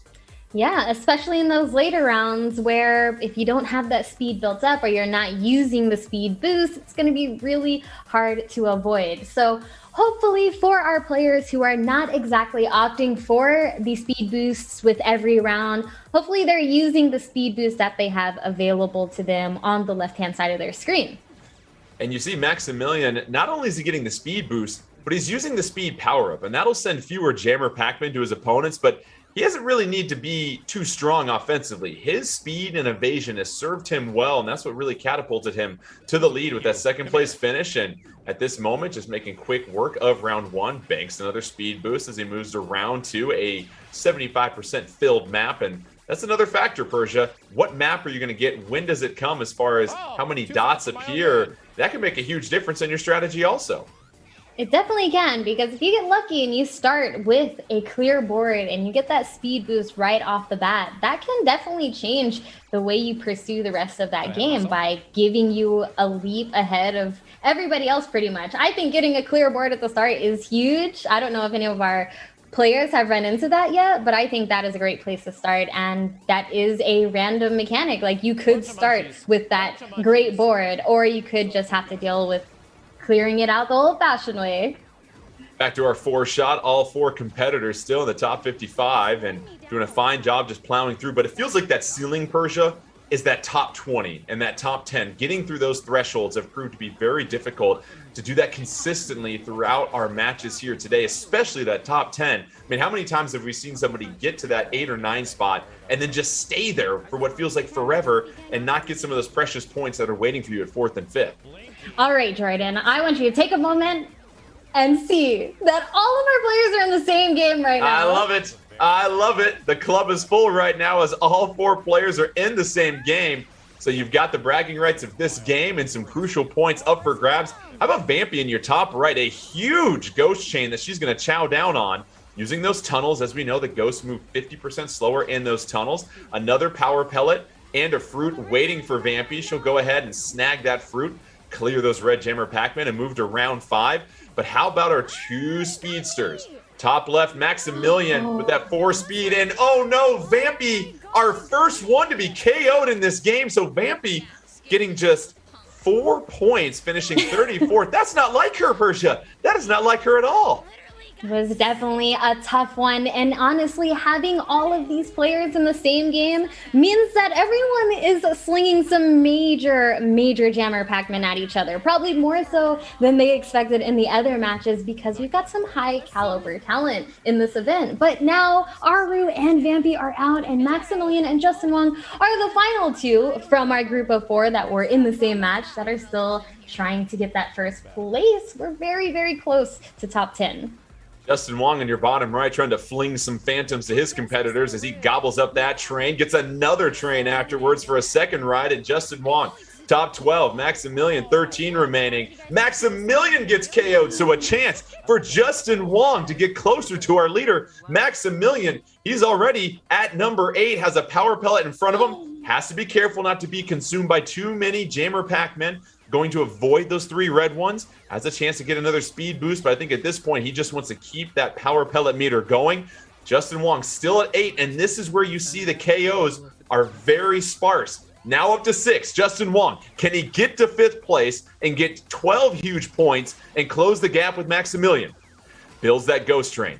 He's got room in the top right, trying to get to that power pellet. He fights and grunts his way to there. And who else? It is Pinky, who has dominated the game for the Ghosts, who gets another KO. But for Justin Wong, I will say here, Persia, he gets 5th and gets 12 huge points, narrowing the margin that our boy Maximilian has in first. Yes, absolutely closing the gap. That was a huge game, actually. All 4 of the players are in the same match, which means whoever did get the furthest is actually causing the most impact on the leaderboard. And so we saw Justin Wong make up ground of at least 5 points on Maximilian. Maximilian had a 12-point lead going into that 11th match of the afternoon, but Justin Wong able to outlast the competition in that game. We saw some uncharacteristic early KOs for both ARUUU and Vampy. They finished in the top 40, so they didn't get too much on the leaderboard, and now they're going to find themselves even further away from our top 2 leaders in Justin Wong and Maximilian. But ARUUU, I still think she has a breakthrough game here, Persia. She has just been steady and persistent, and I think she's really going to bounce back. She seems like she's got that personality that once you knock her down, she gets right back up, and a chance here for ARUUU early on to build up a few more combos. She's already in the top 50, and she knows that she is just one second place or third place finish from vaulting herself right back to the top here, Persia. So ARUUU navigating the bottom right at this moment, has a power pellet in her sights as Clyde tries to close the gap. That'll send Clyde in a hot retreat, gobbles up the strawberry. And here is the power pellet that is snatched by ARUUU, and she makes quick work of round 4, getting an empty board. And here is ARUUU on the top right, navigating to a second power pellet, this time making her way to the southern hemisphere of this map. Keeps the train alive. ARUUU chowing down, now 26 on the combo. 33 players remaining for ARUUU. Can she get that crucial top 3 finish and move up this leaderboard of our Pac-Man 99 challenge? She only has 3 more matches remaining after this one, so the opportunities are thinning. Gobbles up the fruit, moves along to round 5, has a speed boost of 1, which is pretty sufficient at this point. Some more sleeping ghosts added to the train. 23 competitors remaining. First appearance of Jammer Pac-Man. ARUUU nearly goes a little too far, but able to hit the brakes. We'll get another power pellet. That'll slow down those red Jammer Pac-Men. Gobbles up another one, sees the apple down in the south. We'll move towards that and clear those red Jammer Pac-Men. ARUUU nearing top 10 territory. She is focused. Look at that. Just a relaxed look on her face as she is nearing some major points. Gets the power pellet in the top right. No Jammer Pac-Man on the board at this point. That is a rarity this late in the game. Oh, but times up that apple perfectly. That'll eliminate those red Jammer Pac-Man and is getting a lot of hugs by those white Jammer Pac-Man, but able to avoid that. Grabs the power pellet, and here we go, Persia. ARUUU in the top 5. This is exactly what she needs right now, and she's playing steadily and staying focused. She actually was heading into the area that all of the jammers spawned in, but she made it out of there and is getting this combo in the process. She's looking pretty strong right now. I think this is going to be her match to win. Is this the breakthrough for ARUUU? We've seen a second place finish from Maximilian. ARUUU trying to hang on to third. That'll give her 15 points. You've got the 4 best players in this match of 99 just trying to stay alive. Here comes a huge combo from ARUUU. She's got room. Still trying to just hope that some of her competitors can get KO. This is a very tenacious quartet of remaining players in her match of 99. Has the next option to move to the next stage. Oh, traffic is coming in thick. ARUUU trying to fight through it, but it's going to be Inky this time. Inky, as we know, will switch up the play style, will either pursue or try to trap in front of you. And we saw Inky that time switch to more of a trapping technique, Persia. And we see ARUUU having to grasp her air as she was holding her breath down the stretch. But 12 huge points for ARUUU in that game. Well played. Yeah, Inky is quite possibly one of the most terrifying of all the ghosts because Inky can take on those characteristics of everyone else. So definitely pick the perfect one there. And then the red Jammer sealing the fate of Maximilian here in this match and giving him a 7th place finish. Maximilian picking up 7 points, but we've mentioned the threshold of getting up to 5th gives you 5 more additional points for a total of 12. We've seen Justin Wong do that, and Justin Wong, if he can last it out and get a top 5 finish, he might have a chance to vault Maximilian for the lead with just 3 matches left. We move along to round 5 as a speed boost of 4 at this moment, just sticking with that standard power-up. Nothing wrong with that. And he's also going with the counter strategy with this targeting here, Persia. I mean, that is a great choice, actually, because when he does decide to go for these combos, it is going to target everyone that is targeting him. And the fact that we do see a lot of these jammers popping up and spawning means there are definitely a couple of people looking to take him out. But he's been pretty patient and also getting ahead of the curve by snagging pellets long before he's ever in danger, which is going to be the big change, especially in these last few rounds where we're getting to the last few people and the ghosts are absolutely, you know, true speed demons at that point once we break the top 10. The Speedy Specters on the board as Justin Wong now moves into the top 10, chilling by the power pellet, just waiting for a few more folks to show up so he can dictate the terms of this agreement. Moves to the left, going to keep that combo going. Gobbles up another power pellet, has the melon in the bottom. He's got to be quick. There's a lot of traffic to navigate here, but a clear path to eliminate those red Jammer Pac-Man. Now in the top 6, can Justin Wong get top 5 and possibly take the lead on our leaderboard here today? Justin Wong in the corner. Gobbles up the fruit. Moves to round 9. Eating a few more ghosts. Nothing on the map at this point. Justin Wong just trying to survive and hang on a little bit longer. Going to send Pinky in retreat. Inky trying to close the gap, but no, Justin Wong, he is in full control at this moment. Dare I say, in the zone. Clearing the red Jammer Pac-Man. Justin Wong now in 4th, now in 3rd. 15 points on the board for Justin Wong. Can he get 2nd and create some huge separation? Waiting by the power pellet. Chomps up Inky. More Jammer Pac-Man appearing. Justin Wong trying to find a crevice. He's in the top 2. Can Justin Wong become PAC-ONE and really create a huge lead late in our Pac-Man 99 challenge? Justin Wong, no more power pellets, has to get to the fruit. Moves along to the next round, buys himself some more time. It's he and one other Pac-Man in this group of 99. Justin Wong has first place in his sights. Already is guaranteed 25 points. There's the bell in the middle to try and send him to the 10th round. Justin Wong, oh, what a dodge! Breaks some ankles, but can't get there in time. Did Justin Wong do it? No, falls just short to Ramses. Justin Wong, though, 25 points, Persia, and there it is. You called it out. We were going to see another one of these, and Justin Wong doing it in the clutch when it mattered the most. That was a really long one-on-one between 1st and 2nd place right there. That definitely a stamina battle.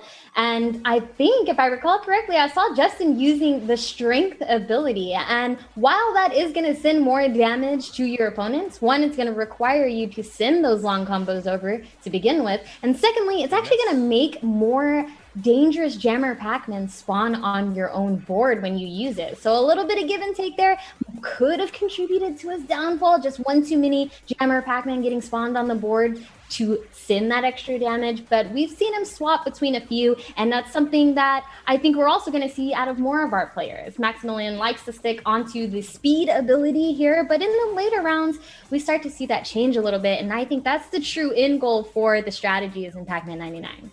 A clutch performance from Justin Wong that now gives him the lead on our leaderboard with 2 more matches remaining, but Maximilian, does he have another monstrous performance in his pocket? He's in the top 30, still plenty of work to do. Trails Justin Wong by less than 10 points. Gobbles up a chain of 18. He's going to absorb some of these Jammer Pac-Men. Gets the power pellet just in time. Still using that speed power up and at level 5 speed. So he has got plenty of movement at his tips. And just a matter, Persia, if he can control how fast Pac-Man is at this point. Exactly. Honestly, watching Maximilian's screen right now, and then we switch over to like another person's screen, the visual difference is so jarring. Oh, Inky! Yes, Inky once again stepping up for Team Ghost, getting a KO, and for Maximilian, that is a huge L that he takes because that is just 5 points, and he still trails Justin Wong, and Justin Wong has one more match to play beyond what Maximilian has. So now the pressure's really on Maximilian. Definitely. Can she pocket a huge performance? She was flirting with a top 2 finish. She got up to 4th in one of her previous matches. She's not too far away as she continues to just build upon her skill. Match after match here, Persia, and we're seeing ARUUU really transcend, it seems like, in these late couple of matches.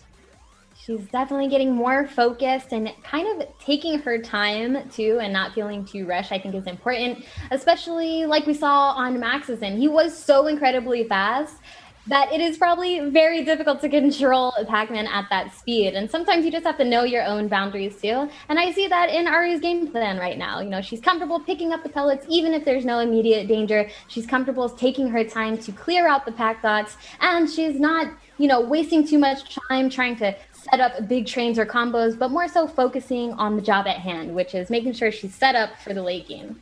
The multi-talented ARUUU, a cosplayer, a streamer, a TikTok sensation with over 1 million followers. I'm sure they are all rooting her on at this moment as she is trying to climb her way at the bottom. It is Inky who is now trying to challenge Pinky for her most valuable ghost. And Inky all over the place here. We know about that random behavior alternating between other styles. The well-rounded, adaptable Inky once again dashing the hopes of ARUUU as she finishes 12th and will gather up 6 points. Yeah, Inky really showing up big in this final set of matches. Has almost caught everyone on the list. I think Vampy is the last one to go down to Inky. So let's see if she can be our lone survivor of Inky's rampage. Vampy usually likes to take it nice and slow, doesn't really mess around with those speed boosts, just moves along the perimeter of any particular map as she makes her way through the rounds and methodically just trying to eliminate Ghost, and grabs the fruit in the middle to advance to round 5. Has a chance to build up a combo here at this moment.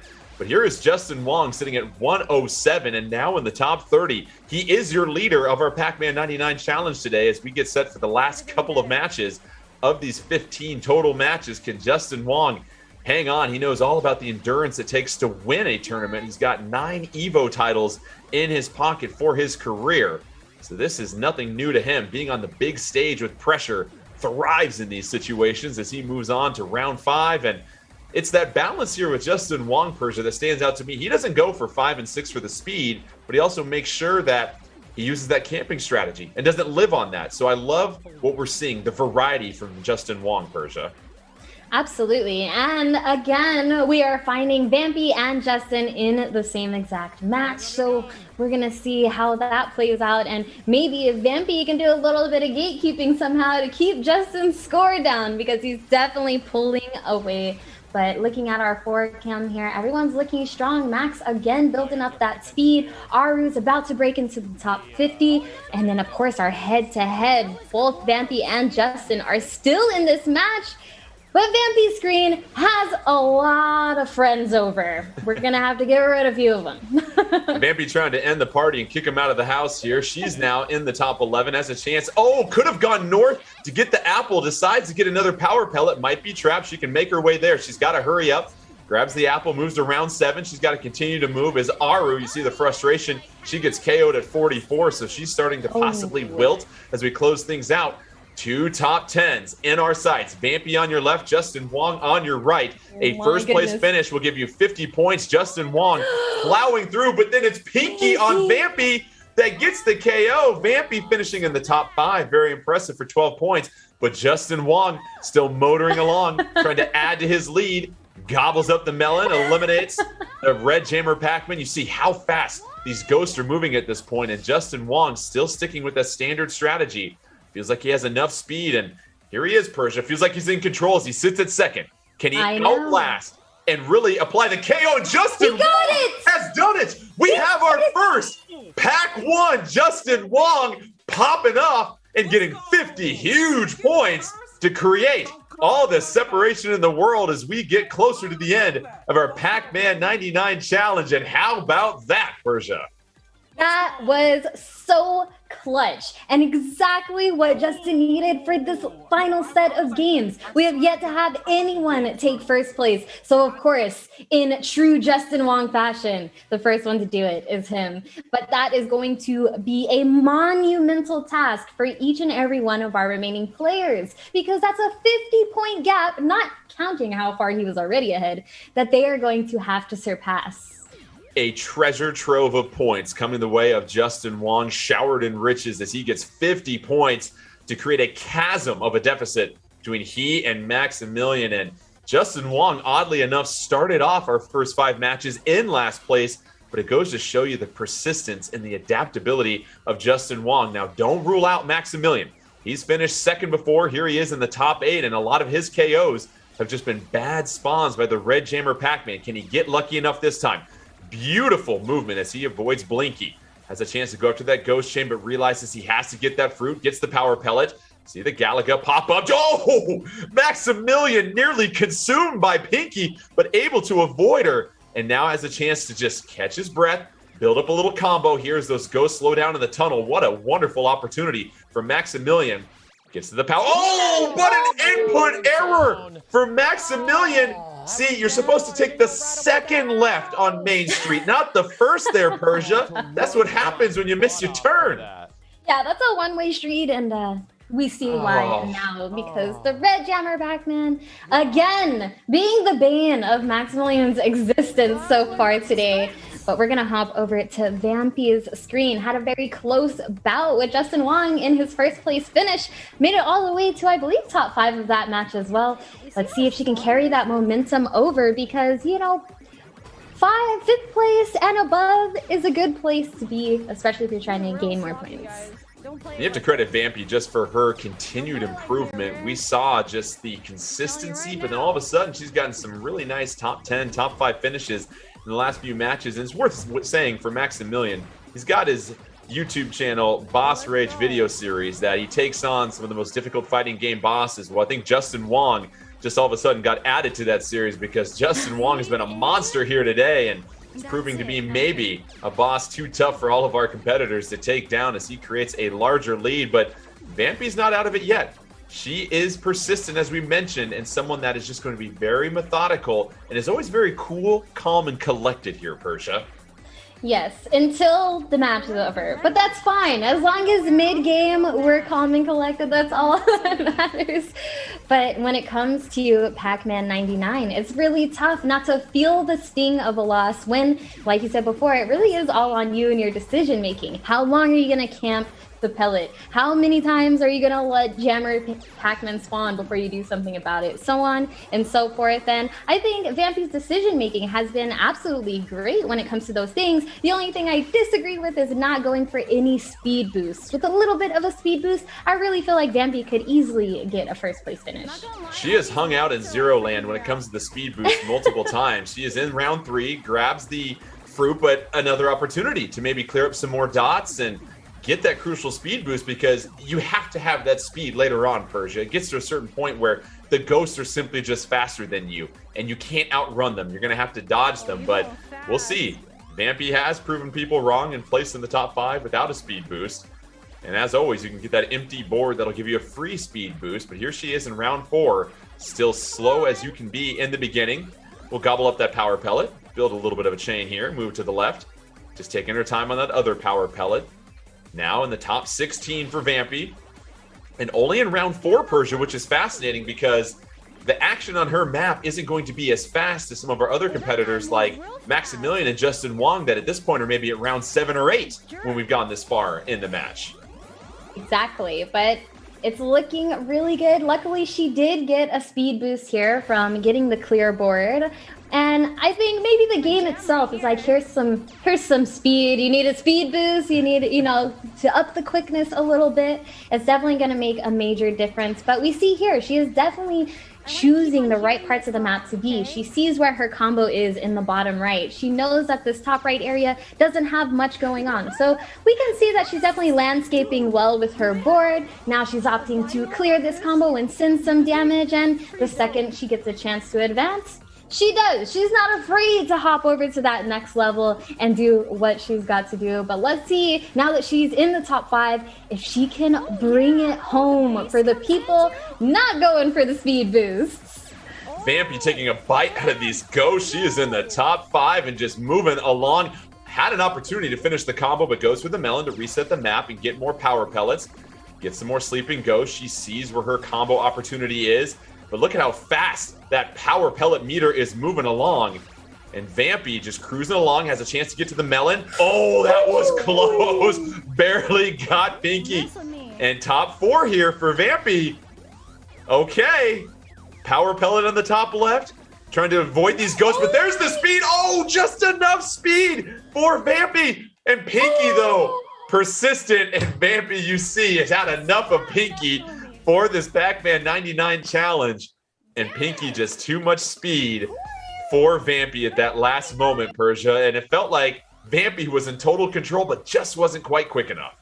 It really does come down to that speed right there. She hit the perfect turn to actually get enough of a boost away from Pinky initially, but then turned right back into Pinky's direction, and Pinky was simply faster than Vampy in that moment, like up and down. That is literally what it came down to. So the speed boost here, late game, that's the game changer for our players, So people watching, hop over to Vampy's chat, tell her, you gotta eat all the pellets so you can speed up, because everything else she has under control. It's just the speed at this point. Justin Wong has exploded for nearly 170 points here today. Woo! That was nearly double his point total that he had coming into these final 5 matches. Of course, getting our lone victory of the day, becoming PAC-ONE and getting 50 points, gave him that separation. So at this point, Maximilian mathematically too far behind to try and catch up to Justin Wong in this match, but still, you're chomping power pellets and pack dots for pride at this point. That's what it's all about, finishing out strong, making your pack family proud at home as they watch you, as Maximilian continues to move along to round 6, and you have to credit him. He stuck to that speed strategy here, Persia, did not deviate, and was consistent with it, and it served him well as he nears a potential second-place finish.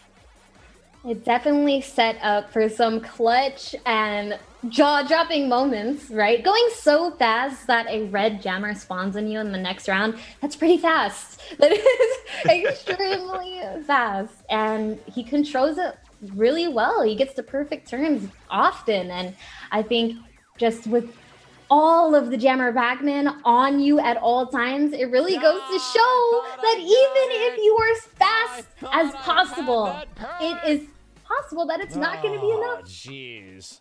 So too quick of a pivot from Maximilian. He thought he got the pellet and then was going to reverse course before that red jammer PAC-MAN was coming. But it was just a bite too short. He'll finish in the top 10, and so Maximilian gobbling up 7 more points. But you go back to Justin Wong and just what he did. A second-place finish and a first-place finish, nearly back-to-back for 75 points. And that was the difference here today. Justin Wong able to really just vault himself to the top with those 2 incredible performances. Yeah. Getting that first place is huge. So many points. 50 points for the first place. And if we take a look at our leaderboard, well, what looked very close before is definitely not close anymore. And Justin actually still has one more match to play, but he really doesn't need to play it at this point because he already has surpassed everyone. But I think, we're just going to take that victory lap and roll with it for now. Yeah, if you're Justin Wong at this point, you're shaking hands and kissing babies because you have closed this thing out. So a chance to just flex on folks. But I know Justin Wong. He's a competitor. He's not going to just plop the controller down and take the early KO. He wants to fight and maybe get PAC-ONE one more time. He's got an adoring audience watching his stream. We've seen them chatting the entire time, showering him with praise, especially when he got that PAC-ONE. Folks were losing their mind. And for Justin Wong, it's going to be exciting to see what he does here because Persia, what really stood out to me was he got better over time. He started our first 5 matches in last place and then quickly climbed up the leaderboard and then, of course, exploded over these last 5 matches. If we're being honest, this is completely canon for Justin Wong because if you think about it, this is in a way a 3 out of 5 set. And in fighting games, taking the first round, maybe even the first 2 rounds if you're feeling confident to gain major intel and build out a well-rounded strategy mixed with the ever popular Wong factor, it's a recipe for success. I had no doubt that in this last 5 matches, we were going to see everyone ramp it up, and Justin's definitely the one to look towards when you think that you're going to see a new clutch strategy emerge from the ashes. Out of his 9 EVO titles, he won 7 titles in Marvel vs. Capcom 2, New Age of Heroes. Well, it's a new age of Justin Wong here today as he continues to move towards the top of our leaderboard and dominates the competition in our PAC-MAN 99 challenge. Still in the top 36, but you get the sense here, Persia, that he's going for the gold. That is the theme right now. He is really trying to make sure he can almost double up second place. Those would be some huge bragging rights because another victory would put him over the 200-point total, which seemed unthinkable as we got set for these final 5 matches. I mean, when you think about it, as a person who's won multiple world championships, is one ever enough? Absolutely got to go for a second first place finish. Got to be PAC-ONE one more time, and I know Justin is going for it. Honestly, he's looking really strong. He's already down close to top 20, and he's just having a nice little chat with his stream right now. Not any stress in the world. Obviously, the stress of his fellow competitors is off of his back because they can't touch him, literally. And so he's looking good, feeling comfortable, and has a very nice setup on his board right now. And that's what's great about these individual streams is you're getting the strategy talk in real time. And it's amazing how much that's picked up as we've gone through all these matches. Here we are in match number 15 for Justin Wong, our 15th and final match of our PAC-MAN 99 challenge. He is trying to just really dominate the competition. Already going to be our champion, but a chance to add points to his total as he closes out our competition for the day. Sitting here in the top 11, has a chance on the southern hemisphere of this map to grab a few more PAC dots. Chilling by the power pellet, waiting for a few more white jammer Pac-Man to approach closely. Gobbles up the ghost. Now in that northwest corner, just going to absorb some more white jammer Pac-Man. Has a huge train, a potential. Gobbles up the apple. Going to leave that train be for now because he knows that timer on the power pellet is dwindling. And there's that exit option that you love to see when there's red jammer Pac-Man. Getting that early fruit to appear is huge, Persia. Yes, and Justin is getting dangerously close to those red jammer Pac-Man, but had to send a little bit of damage out to people while he's over here trying to stay alive, because at the end of the day, you could be playing very, very well, but if you're not being a threat to the other people who are still in the match and keeping their boards clean, it might be even more difficult for you to secure the win since you're not really sending anything threatening out there. And Justin Wong exercising portion control. Oh my goodness, what elusiveness from Justin Wong, but he retreats and runs right into Blinky. That was unbelievable. The jam he got himself out of in that northeast corner, but it was too much pressure from our ghost as Blinky gets the final KO over Pac-Man 99 challenge, but it is Justin Wong who is victorious in an unbelievable performance over these last 5 matches. And we keep saying it here, Persia, a balanced attack plan from Justin Wong and just the ability to improve match after match, because there is some endurance that is involved in this as you're going through these matches, realizing that you're trying to figure out what's my best attack plan when things are always changing. Let's take one more look at our final leaderboard and find the proof in the pudding as Justin Wong rises to the top, 181 points, very impressive showing, and you have to be clearly amazed by what we saw from Justin here, Persia. Absolutely. And, you know, we talked a lot about his slow and patient style and something that we definitely know from him. But have we finally found the game for Justin that will allow him to mix both his patient style and an opportunity for rush down, as we saw him do some very, very lengthy combos. We saw him rushing down ghosts, rushing down pellets. I think we've found the perfect balance for him.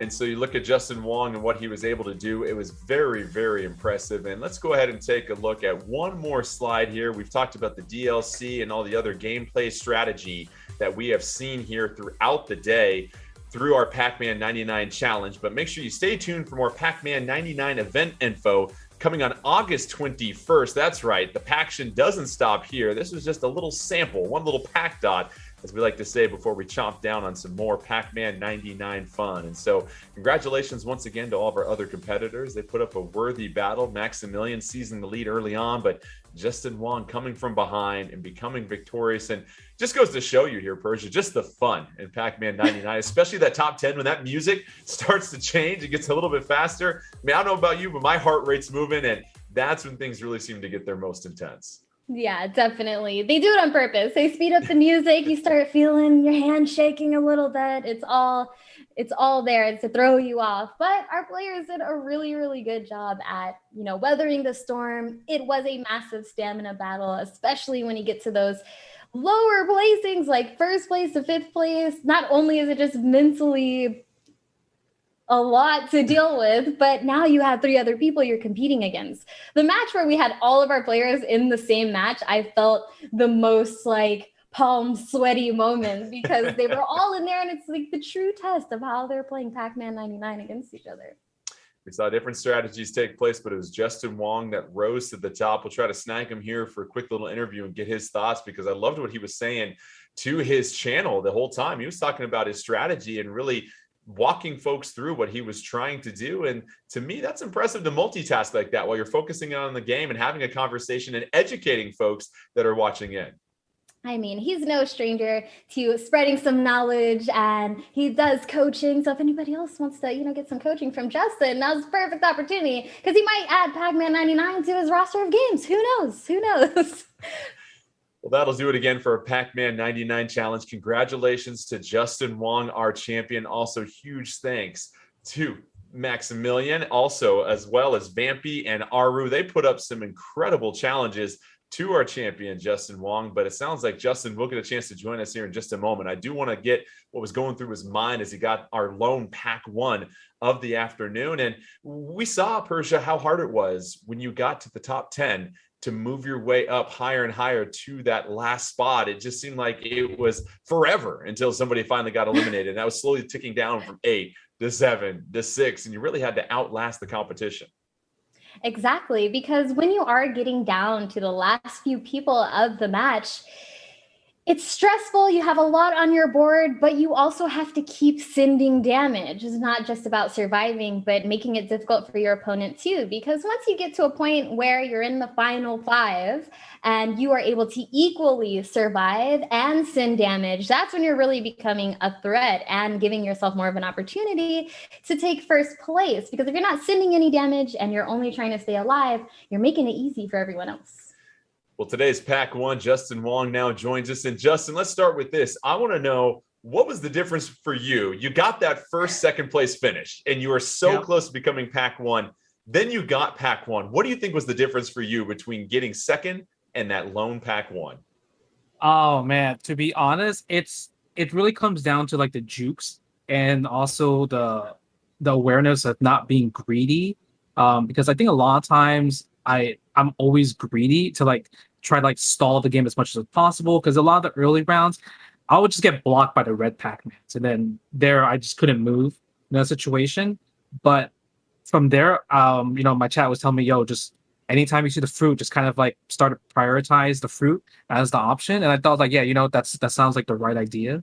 And that's kind of where I got the momentum going. And then once you get into the zone, you start kind of playing really, really sick. And man, like Pac-Man 99, just like practicing it and just playing it on like off stream, it really got me like I'll just be screaming in my house. Like, and it's crazy because when I'm playing other fighting games, I don't scream in my house. But playing this one is like so intense. It's giving me like my heart rushing, and I'm like sweating just playing the game. I like it a lot. I think that's kind of the reason why I started pulling in the end, was because I just stopped being greedy at one point. Nice. So Justin, of Pac-Man 99, which mechanic is actually surprising to you, like a silent killer of the group? I guess the jammer Pac-Mans. The jammer Pac-Mans, a lot of times I would just get, they slow you down. They're just pretty much chomping on you. And a lot of times you just have to hit a corner and kind of just let them eat you up, so then you don't lose that speed. So I started doing that a lot. And I would ask a lot of tips, just from like on Twitter, like what's the best kind of like strategy to play. And then, so using that and prioritizing just getting like speed ups as fast as possible. Like in the beginning to get like your speed up to like speed 2, speed 3. Normally I want to get to like speed 4. And if I can, I'll get to speed 5. That's my comfort zone. But if I start seeing red Pac-Mans while I'm still like speed 3, then I feel like I'm in like super in danger. So you just really have to kind of like have a really good pattern recognition on like where you need to get for your pellets to kind of like not waste any time. Because like once you get down to like the top 25, that's when this kind of like red Pac-Mans might be coming, because you can't tell when it's going to be 50 players less. Sometimes it's long, sometimes it's fast. So it's one of those things where you just really have to like pay attention to everything and not just your board. Final question for you. We saw multiple times you would almost ignore your ghost train, but choose a time when to consume them. How do you manage when you go after that ghost train and when you decide not to necessarily be on the offensive? To be honest, I just let them rock. I would say if they're kind of far away from me, I wouldn't chase them. Like I would just eat them when they're close to me. But I like kind of like building up the train as much as possible until you can't like make the train longer. So it's just more of just like waiting for the perfect opportunity, because it would be easy to eat the train, but the problem is you also have to take in calculation that there is just the jammer Pac-Mans. Also, the red Pac-Mans can kill you in those situations. So that's one of the reasons why I wasn't greedy for the kill, because it's a battle royale. I'll just let the other people do the work for me, right? And then kind of wait until when it's like the final 3, the final 2, and then that's when I would start probably prioritizing like to eat the train. Well, Justin, thank you once again. Congratulations on your championship, and we can't wait to chomp up some more ghosts with you here soon. Bro, hey man, good. I love your dad joke in the beginning of the stream, man. You know what I mean? It's summer, so it's time to go camping. That resonated with me right there. You know, I love that one. So big shout outs to you over there. I appreciate it. Next, more on me, my friend. All right, you take it All easy. Right. Have a good one. All right, guys. Justin Wong, your champion today in our Pac-Man 99 challenge. And congratulations to all of our competitors. And it was certainly a lot of fun. And a big thank you from both of us here. And on behalf of myself and Persia and our incredibly talented, hardworking engineering team that helped put all this on display, thanks again for joining us. Make sure you continue to stay tuned for more PAC-ONE. And August 21st, you can find out more information. Also, make sure you check out the DLC for Pac-Man 99. Until next time, keep chomping to try and be PAC-ONE.